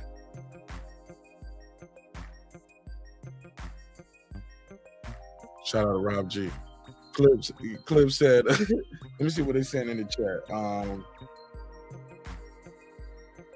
He said, Lisa Bells, "I'm in love, Queen. Carmen Serene is so beautiful and I love her." You got to talk to her, man. Ben Adams, you got to have a real conversation with her, man. Beauty only lasts for so long, right? So you got to have a real conversation with her. Make sure it's not just an infatuation. You know what I'm saying? Talk to her. Get to know her. Get to know her mind. You know what I'm saying? Know what she likes, what she don't like. Yeah. Go ahead, shoot your shot, Ben Adams. Got to do more than the chat, though, man. You got to do more than the chat. You're going to have to fly out. You know what I'm saying? Got to do that, Benny. Got to do it. He said, Carmen Serene is the GOAT. She's so beautiful, and I love her. Ben, how old are you, big dog? How old are you, Ben? She's so beautiful. She's the GOAT. She's the greatest of all time. That's dope, though. Shout out to Carmen Serene. She got an admire. Gotta love it. Pack versus Thurman did decent numbers. Absolutely. Steph Curry, my dude. Yeah, Steph Curry official, man. Fuck with Steph. Ben Adams, he said Mayweather, Tyson, McGregor, right. Top 10 gross. I don't know what Troy was talking about.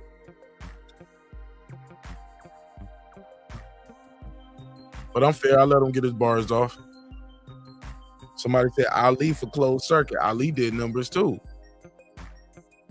Everybody was around watching those joints. What's up, Rob G?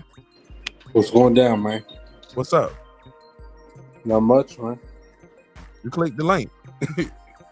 Yeah, I thought we were going down, man. Go ahead. I'm reading the chat. What's on your mind? Not much, man. Got anything to add? No, man. I was just asking. Like, I mean, the link is out there, but if you ain't got nothing to add, I mean, you ain't got to just hang out. Okay. If you got something to add. No, man. Other than blurting some random blurts about Troy. Like what is that? What I'm saying, bro. All right, man. No, I'm about to go check it out right now. Did y'all hear Canelo post press conference? No. About to go check it out. I saw some clips of it though. I mean, I read the clips of it. Well played, Nash. Yeah, I ain't about to be arguing with homie. Yeah, he said Troy be trying to change the mood, trying to change the vibe. Man, I ain't talking about that movie right now, man. It ain't nothing personal, but that was Friday's show. Today is Saturday. I'll be on to the next one. Let me go over here and check out this Canelo post-fight press conference. Let me check that out. See anything good came from this. Did hear him say he admitted to being a little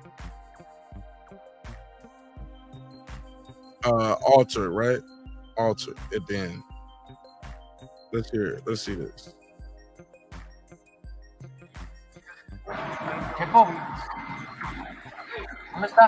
Stitches still again. So Canelo Alvarez, get on the team. When you hurt your hand, was it hurt going into the fight? And Yeah, how did it get worse during the fight? Hairs everywhere.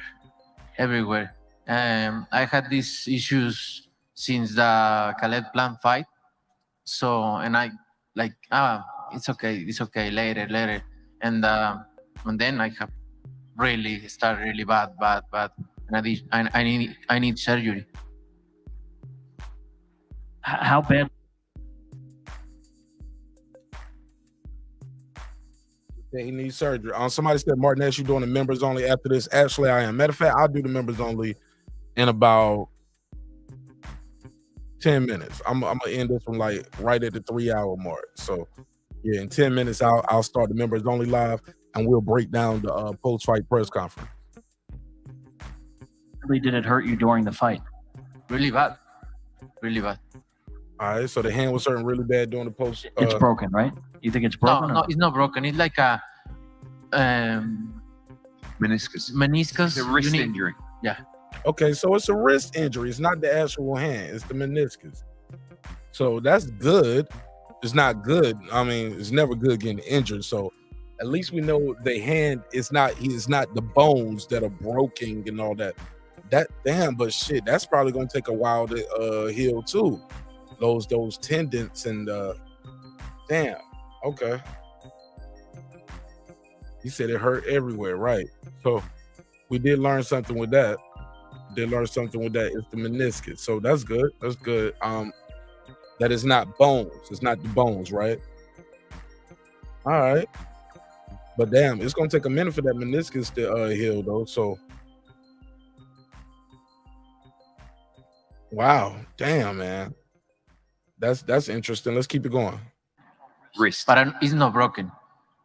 It's my wrist. You need like a clean meniscus. It's like something like that. And he's trying to explain what's going on with it too. Derek, can you explain, please? Yeah, come on. He's talking to the doctor. Somebody walking on stage. You know, how long do you think that it'll keep you out? I mean, do you have an stage. idea if you have surgery, how long it might keep you out of the ring? Okay, so the doctor's coming up. I'm explaining. Team Saul doctor. has a TFCC tear, which is Okay, so we got the team doctor up here. So some people saying it was Cap. The team doctor, he just looked over. Hey, can you come up and explain? Gotta respect and love a guy like Canelo Alvarez right here. He just like, hey, you come over here and you explain to people what the hell is going on. Saul has a TFCC tear, which is a piece of cartilage within the wrist, which affects the body's ability to mobilize that joint without feeling impingement and sharp pain. Okay. Y'all heard that, right? It's a tear, and that tear causes him to feel some pain when he's moving and twisting that wrist. So we got some new information right here. So that's what's going on with Canelo's wrist right there. All right, let's keep it moving.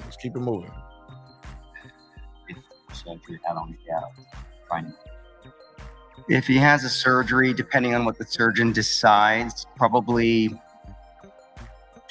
6 to 8 to 12 weeks, depending on the rehabilitation, if it's successful. All right, so about 6. Hold on, did he say 6 to 8 to 12 weeks? How many weeks did he say? It's probably 6 to 8 to 12 weeks. Damn, that's a big jump. That's Depending on the double. rehabilitation, if it's successful. That's double. That's like somebody saying, you want $1 million or you want $2 million? He said 6 to 8 to 12 weeks. Shit, 12 weeks is 3 months. And that's just a rehabilitation. So then you got to train and get ready for a fight. Which will be another. So that'll be, yeah, that's shit. That sounds like it's about, he'll be back in May, it sounds like. That sounds like he might be back around May. That'll give him 6 to 8 to 12 weeks, and you'll have time to, you'll have a whole nother healing process after that. As far as a training process, and then you got to fight. So he could be back in May. Sounds like he can be back in May. Let's go. But I'm gonna take my time. My body needs, Here we go. There we go. He said, so I'm gonna take my time. My body needs to relax, needs to heal, recuperate. Last year I fought 4 times in 11 months, so that's why. He's not lying, bro. 4 times in 11 months. Your favorite fighter ain't doing that. Your favorite fighter ain't fighting 4 times in 11 months. So I can. He said 12 weeks. I don't know about that. What you mean? He's the doctor, so what do I know? Right. He said 6 to 8 to 12 weeks, depending on how he rehabs. Rob G, what's up? Hey man. What's up? It's members only, man. Rob G, you really kind of interrupted my show just to say it's members only. I know you're not doing that. What's up, Rob G? All right then. My bad. You got something to add to the conversation. That's one thing, but just to what are you adding to the flow right here, man? Are you distracting?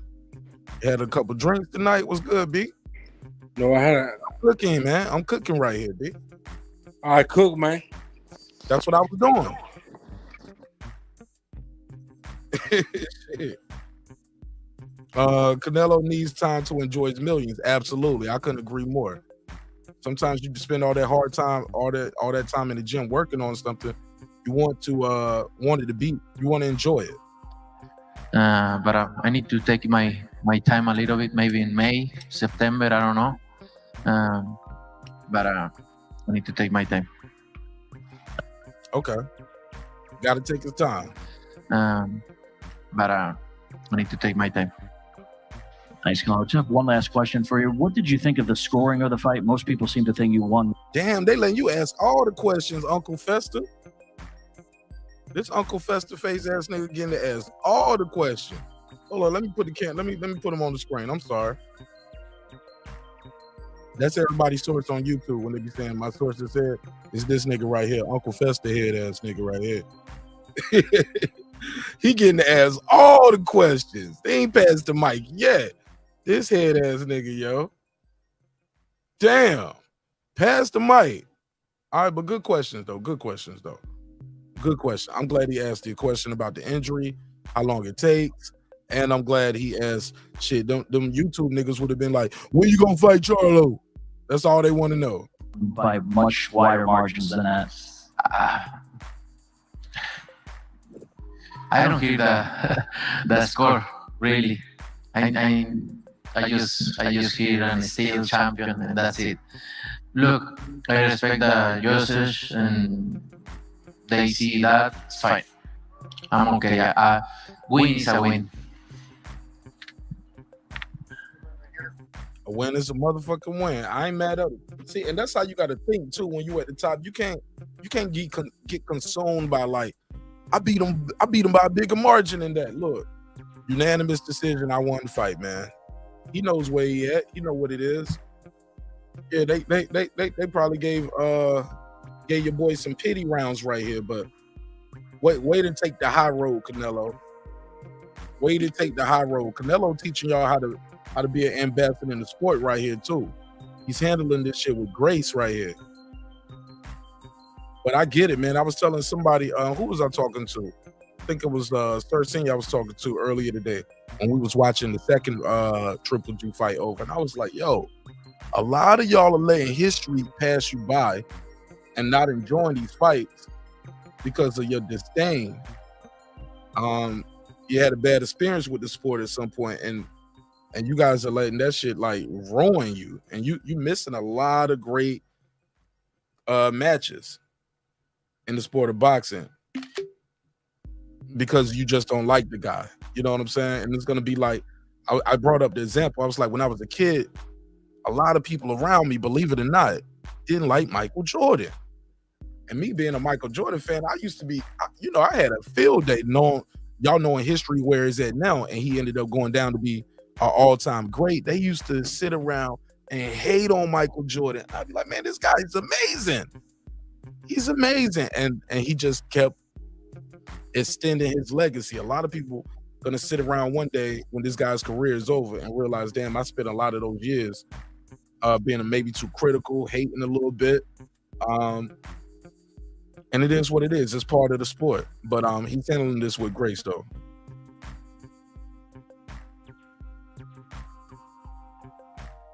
Yep. I'm sorry. Hey, Canelo, Ben with ESPN. Overall, the first 8 rounds looked a lot different than the first two fights. Why do you think that was the case, and what do you think changed from the 9th round onward? Why? ¿Qué piensas que cambió después de los 8 rounds que fueron? Esos 8 rounds de esta pelea fueron muy diferentes a las primeras 2. Después del 8º round, obviamente, llegó un poquito la fatiga, ¿no? Porque no pudimos hacer explosiones, hacer mucho costal en el gimnasio y llegó un poquito la fatiga, pero la verdad es que estoy contento, a pesar de todos los problemas que tuve en mi campamento, estoy contento con lo que hicimos hoy. I think towards the end of the fight today, I obviously started to get a bit fatigued, and that's because we've not been able to work explosively in the gym. But despite all the problems that we've had, I was really happy with my performance tonight. Couldn't be too explosive because of that damn wrist injury. So, HLD, I want that checkmate back, please. Thank you. Let me get that checkmate back from you.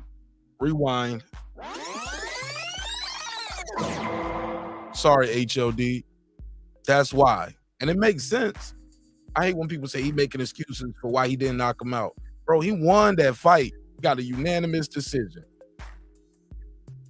Unanimous decision. It is what it is. Like, so, nah, I'm not gonna, that makes sense, bro. If you got an injury before the fight, you can't push yourself as hard as you can, as far as your body can go in the training camp if you already got an injury. And then he didn't make no excuses. Charlo pulled out. Castaño had pulled out of fights. Like, come on, man. This guy's still winning there. He made his date and went in there and won this fight, coming off a loss too. Right here, Canelo. Hey, Rayfield here. Congratulations on the victory. My question for you is, you've now had 3 fights with Gennady. The first 2, whatever people think of the results of each fight, they were considered highly controversial, whether they thought you won or a draw or that he won. Tonight was the first time where there seems to be clear agreement that whatever the scores were, close or not, you were the clear winner. Can you describe your satisfaction of finishing the trilogy and doing so by having a result in a fight that nobody is going to dispute, that you were the better man tonight, that you were the rightful winner of the fight? La verdad es que es una satisfacción muy grande, a pesar de, como lo acabo de decir, de todos los problemas que tuve, es una satisfacción muy grande porque pudo demostrar, obviamente no llegó a un knockout como quería, porque es un gran peleador, pero para eso somos 12 asaltos, para demostrar quién es mejor. Pude demostrar que soy mejor peleador y me siento muy contento. So it's hugely satisfying to win, as you've said. You know, despite all my problems that I had, I demonstrated in the ring today. Obviously, I wanted to get that KO, but it didn't come because he's a great fighter. But I was able to show. That's why there are 12 rounds in a fight, so you can show and display who's the best. So I'm really happy with what I've done tonight. Y con mi mano, así como la traigo, le ganaba el jab a uno de los mejores jab en la historia del boxeo, que es el de Golovkin. And you know, with my problems, my hand problems, I out-jabbed the best jabber in the world in Gennady Golovkin. My other question for you, Canelo. I ain't mad at that. I ain't mad at that at all. Somebody say he's doing a lot of translating. Well, he got a notepad there. He's taking shorthand. He's doing the best he can. He's trying to he's translating on the spot. So he's doing the best he can. Lisa Bell said, nice suit. You know it's Dolce & Gabbana. Got that Dolce & Gabbana sponsorship. So Kane, yeah. You know he gonna come in there in style. Canelo is, and I asked this to Gennady in his press conference, a lot of the build-up to this fight was about your making it a personal situation, how mad you were at him. You spoke to us about the fact that you felt that he disrespected you. And then as soon as the fight was over, you guys were hugging and kissing like you were best friends. Ain't nobody kissing, man. Stop that shit, Dan Raphael. Dan Raphael, stop that moist-ass shit. Won't nobody in there kissing. They hugged it out like true competitors. Why you got to make this shit some homosexual shit? I wonder, how does that go in your mind that you can go from having that kind of bad feeling to now it's just gone, let it win? I respect him like as a fighter, no? As a person, I don't know. But I'm not gonna put in that level because I consider myself a good person. So I say to him, I'm glad to share the ring with you, and we give the people 3 good fights. So, and I'm glad to share the ring with him and have these 3 fights is gonna be in the history of boxing. And just one last thing, they said, did you have to get stitches backstage? Yeah, 5, 6. Where were they given to you? Where are they? On your, okay. On his face, stupid. Right there above the eye. He had a cut over his right eye. Dan Raphael, did your dumb ass even watch the fight? You didn't know Canelo had a cut on his right eye? You don't see the stitches right here on the right eye? Look at the eye. Come on, Dan Raphael. Get your ass out of here. ESPN need to fire you. Yahoo Sports need to fire your ass like ESPN did. You don't know shit about boxing. Okay. Very good. Thank you. Yeah. Thank you. Fuck Dan. Don't thank him, Canelo. He ain't your boy. Triple G was able to come on Radio Raheem and cause you quite a bit of difficulty. What was the difference for you between the first day and the last 4? Like I say, I get a little tired because I don't be able to train like we always train. But look, I'm happy with my performance today. Right, he did what he supposed to do. Radio Raheem, hurry up and pass the mic. Y'all disrespecting the king. And your opponents might be seeing ways to beat you in the G fight that people today. And lastly, do you think between the Bivol fight and now this Triple G fight that people are, and your opponents might be seeing ways to beat you and see a strategy going forward where maybe they try to get you tired and come on in the end? Yeah, look, everybody can see in outside of the ring they can beat me, but very few person can beat me. So he was about to say, but nobody, but he was like, okay, I lost twice. Okay, I lost twice. And Canelo's right. Out from the outside looking in, yeah, you probably think you can go in there and beat him. But it ain't as easy as it looks once you get in the ring. Tell the truth. Tell him, Canelo. Talking about your opponents find ways to beat you. Triple G didn't beat him, though. Radio Raheem. Triple G didn't beat him. Fuck you, man. It's very difficult to beat me. Thank you. Sit your ass down. Pass the mic.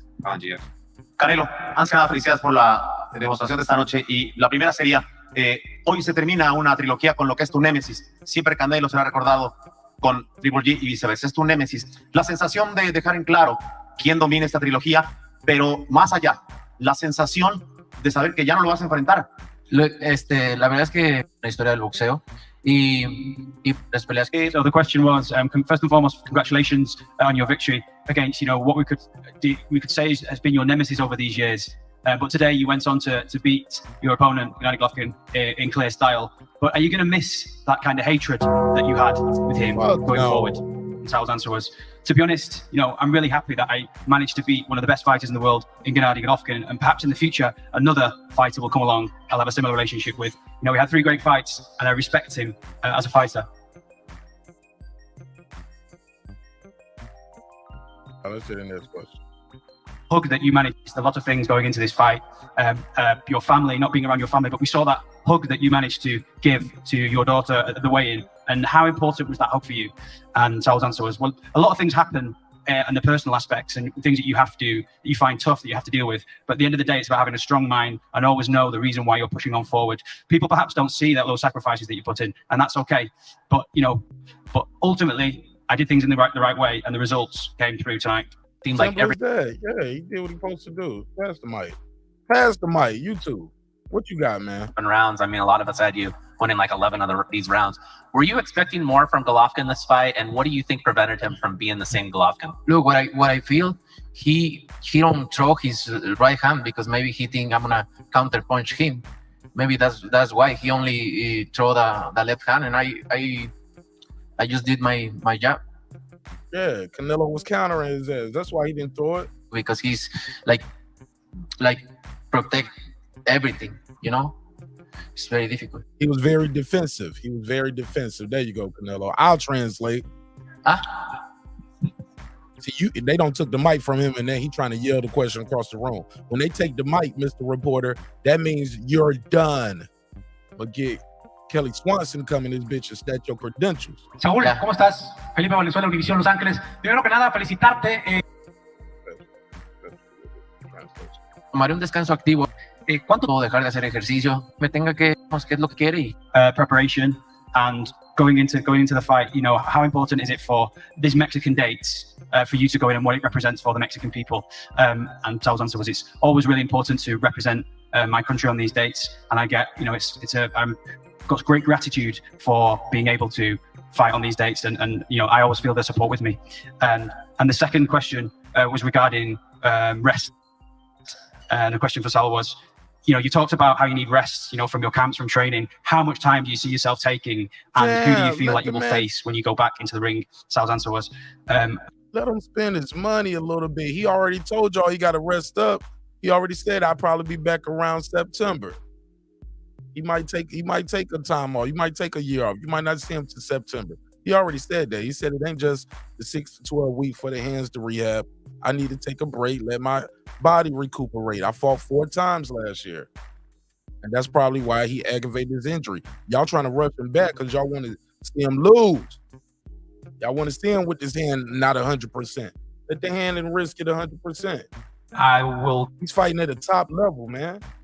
Kind of not completely stop training, but I will continue kind of lightly training and doing light exercises until my hand and my body is completely recovered, and we'll take it from there and see how long it takes for my body to recover.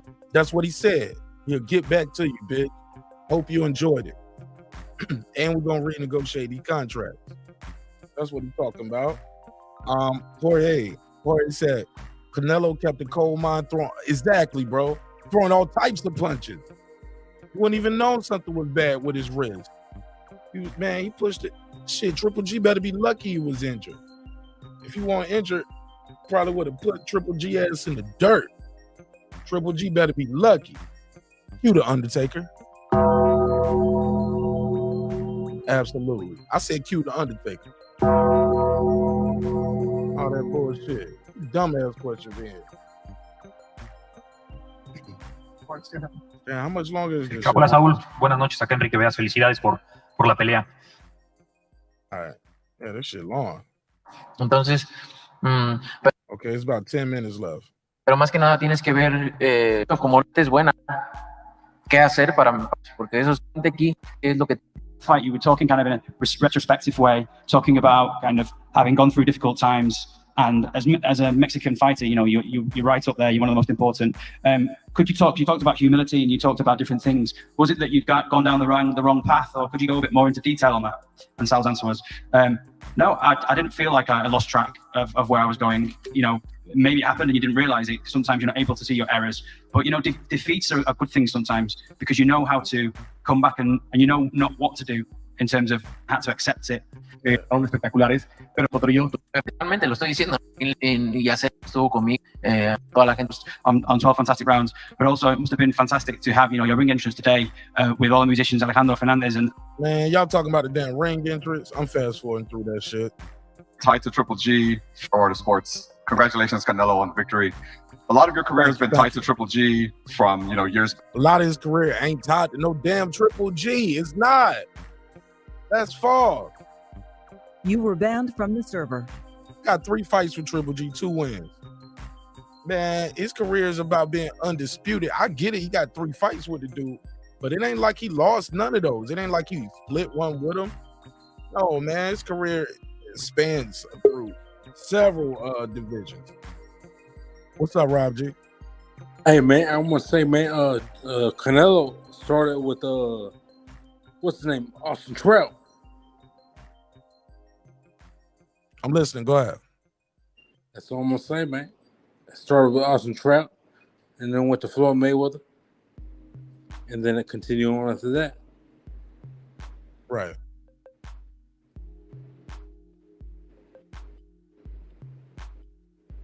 All right. Back, and now it's over. You've obviously accomplished a lot in your career. Where does the completion of this trilogy rank for you in the history of Canelo personally? No, es muy importante. Yo creo que en el boxeo, para el boxeo es una de las trilogías más importantes.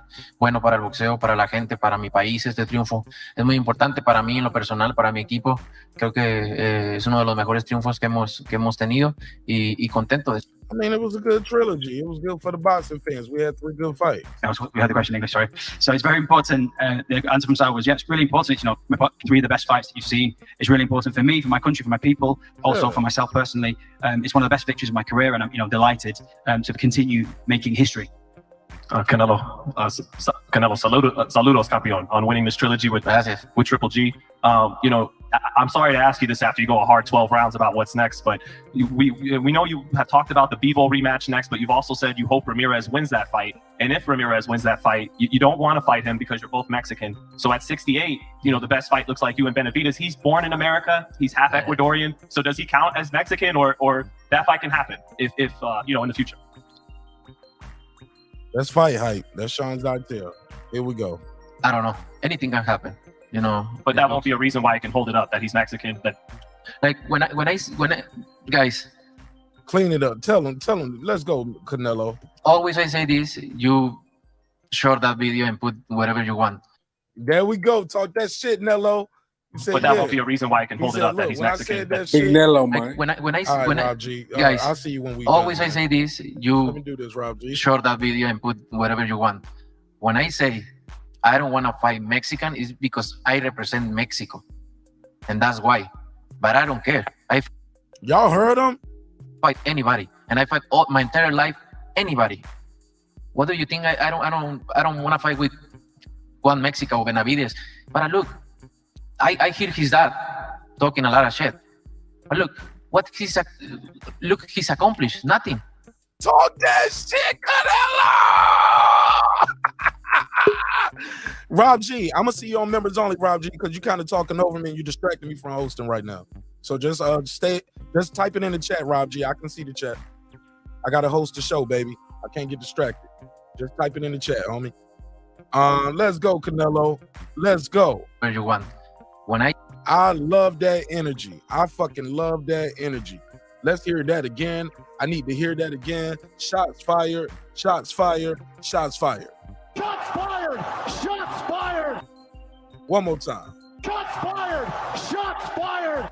Let's go, Canelo. Let's hear it again. I say I don't want to fight Mexican is because I represent Mexico.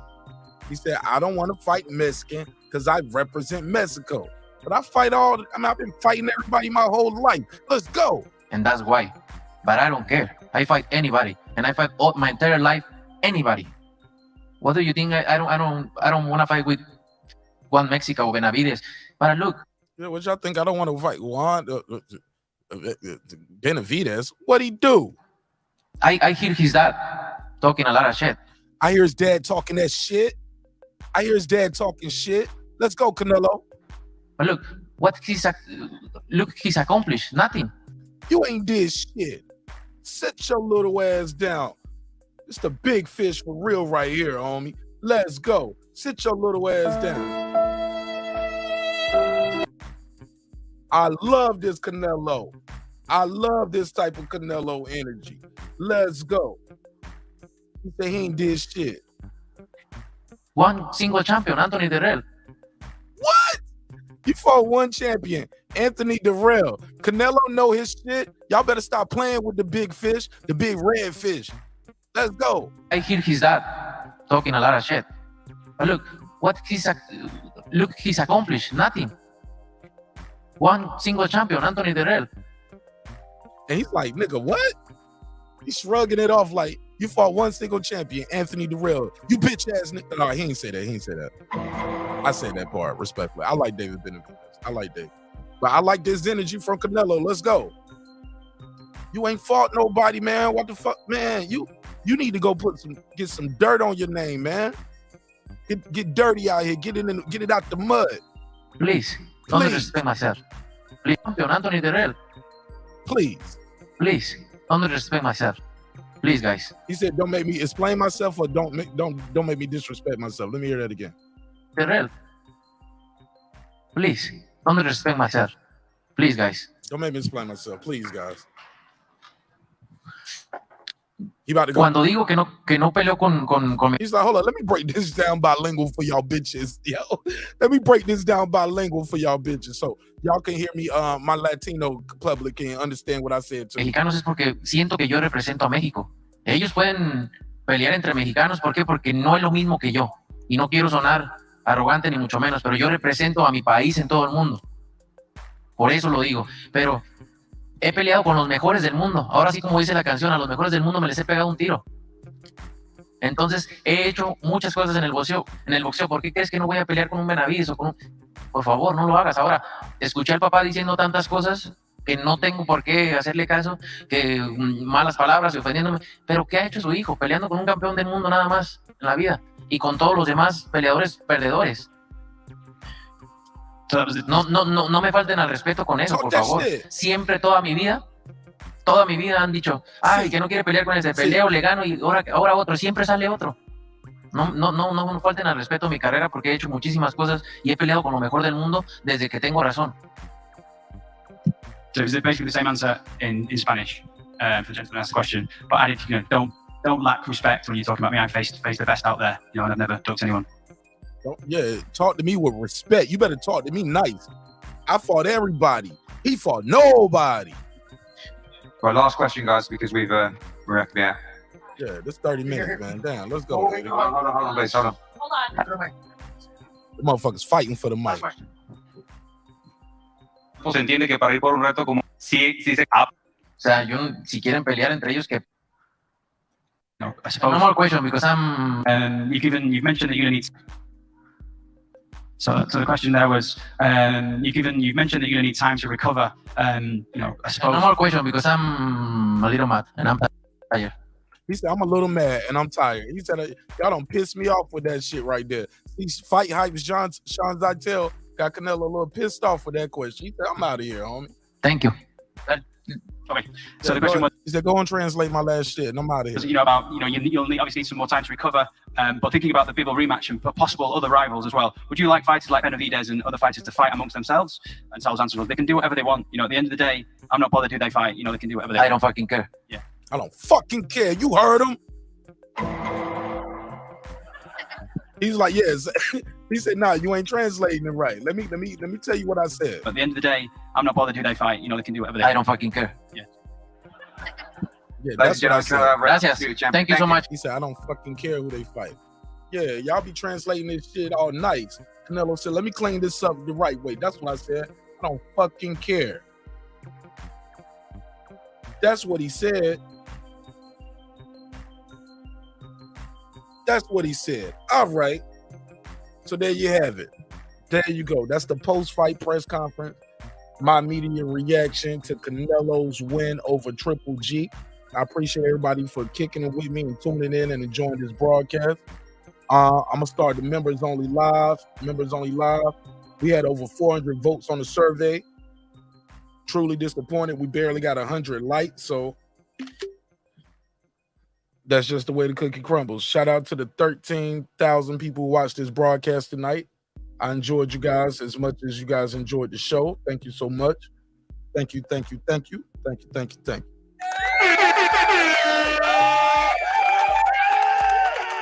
I'm gonna put the survey up. Put the survey up so we can see what the survey was saying, and we'll wrap it up after that. What did you guys think of the fight? 400 votes in the survey. 43% said good fight. 29% said it was boring. 18% said I expected more.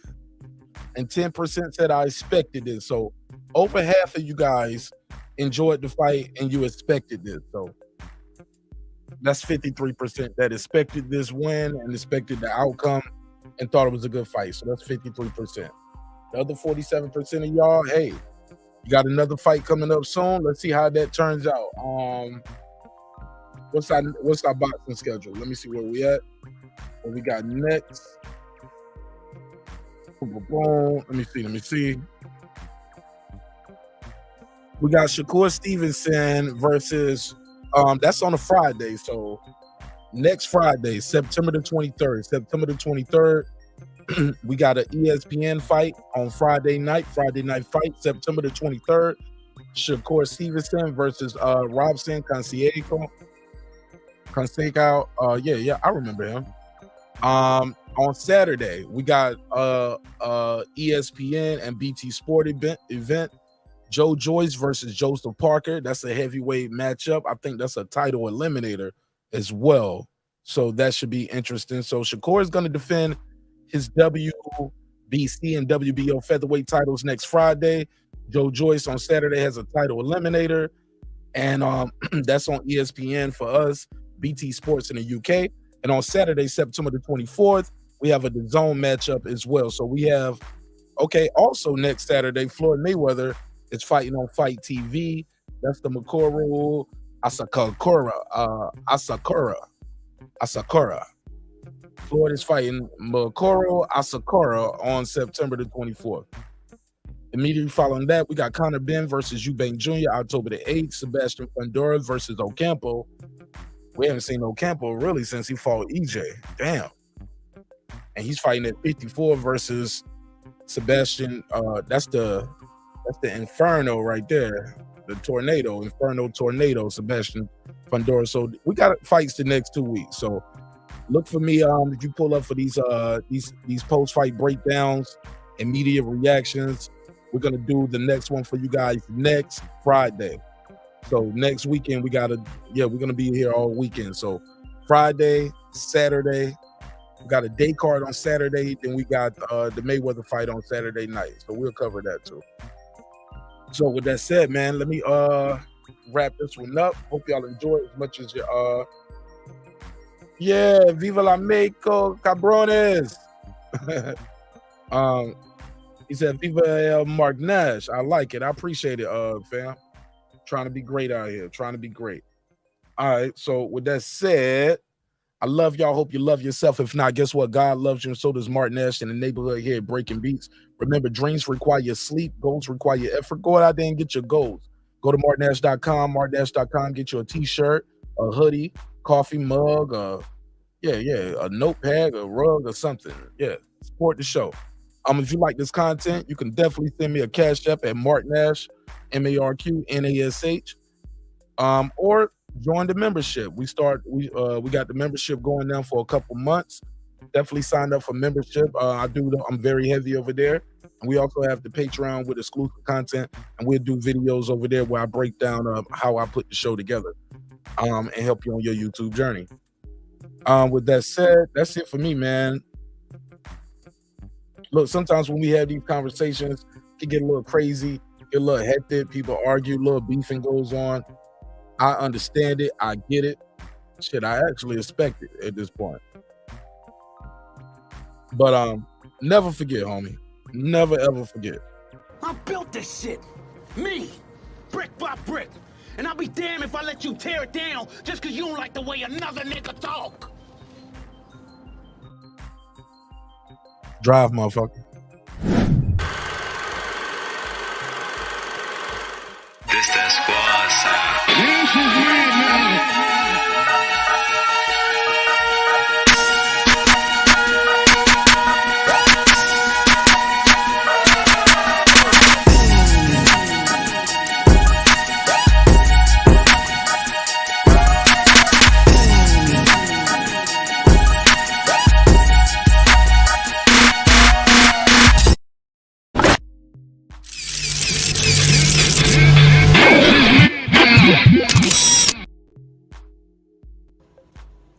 Subscribe. I don't care how many subscribers he has. Support him.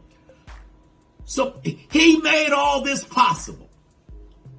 He made this possible. Oh no, nah, I messed up. No, Dr. Mark, God made it possible. Couldn't do it without God, homie. God made it all possible. And so did all the members to the neighborhood.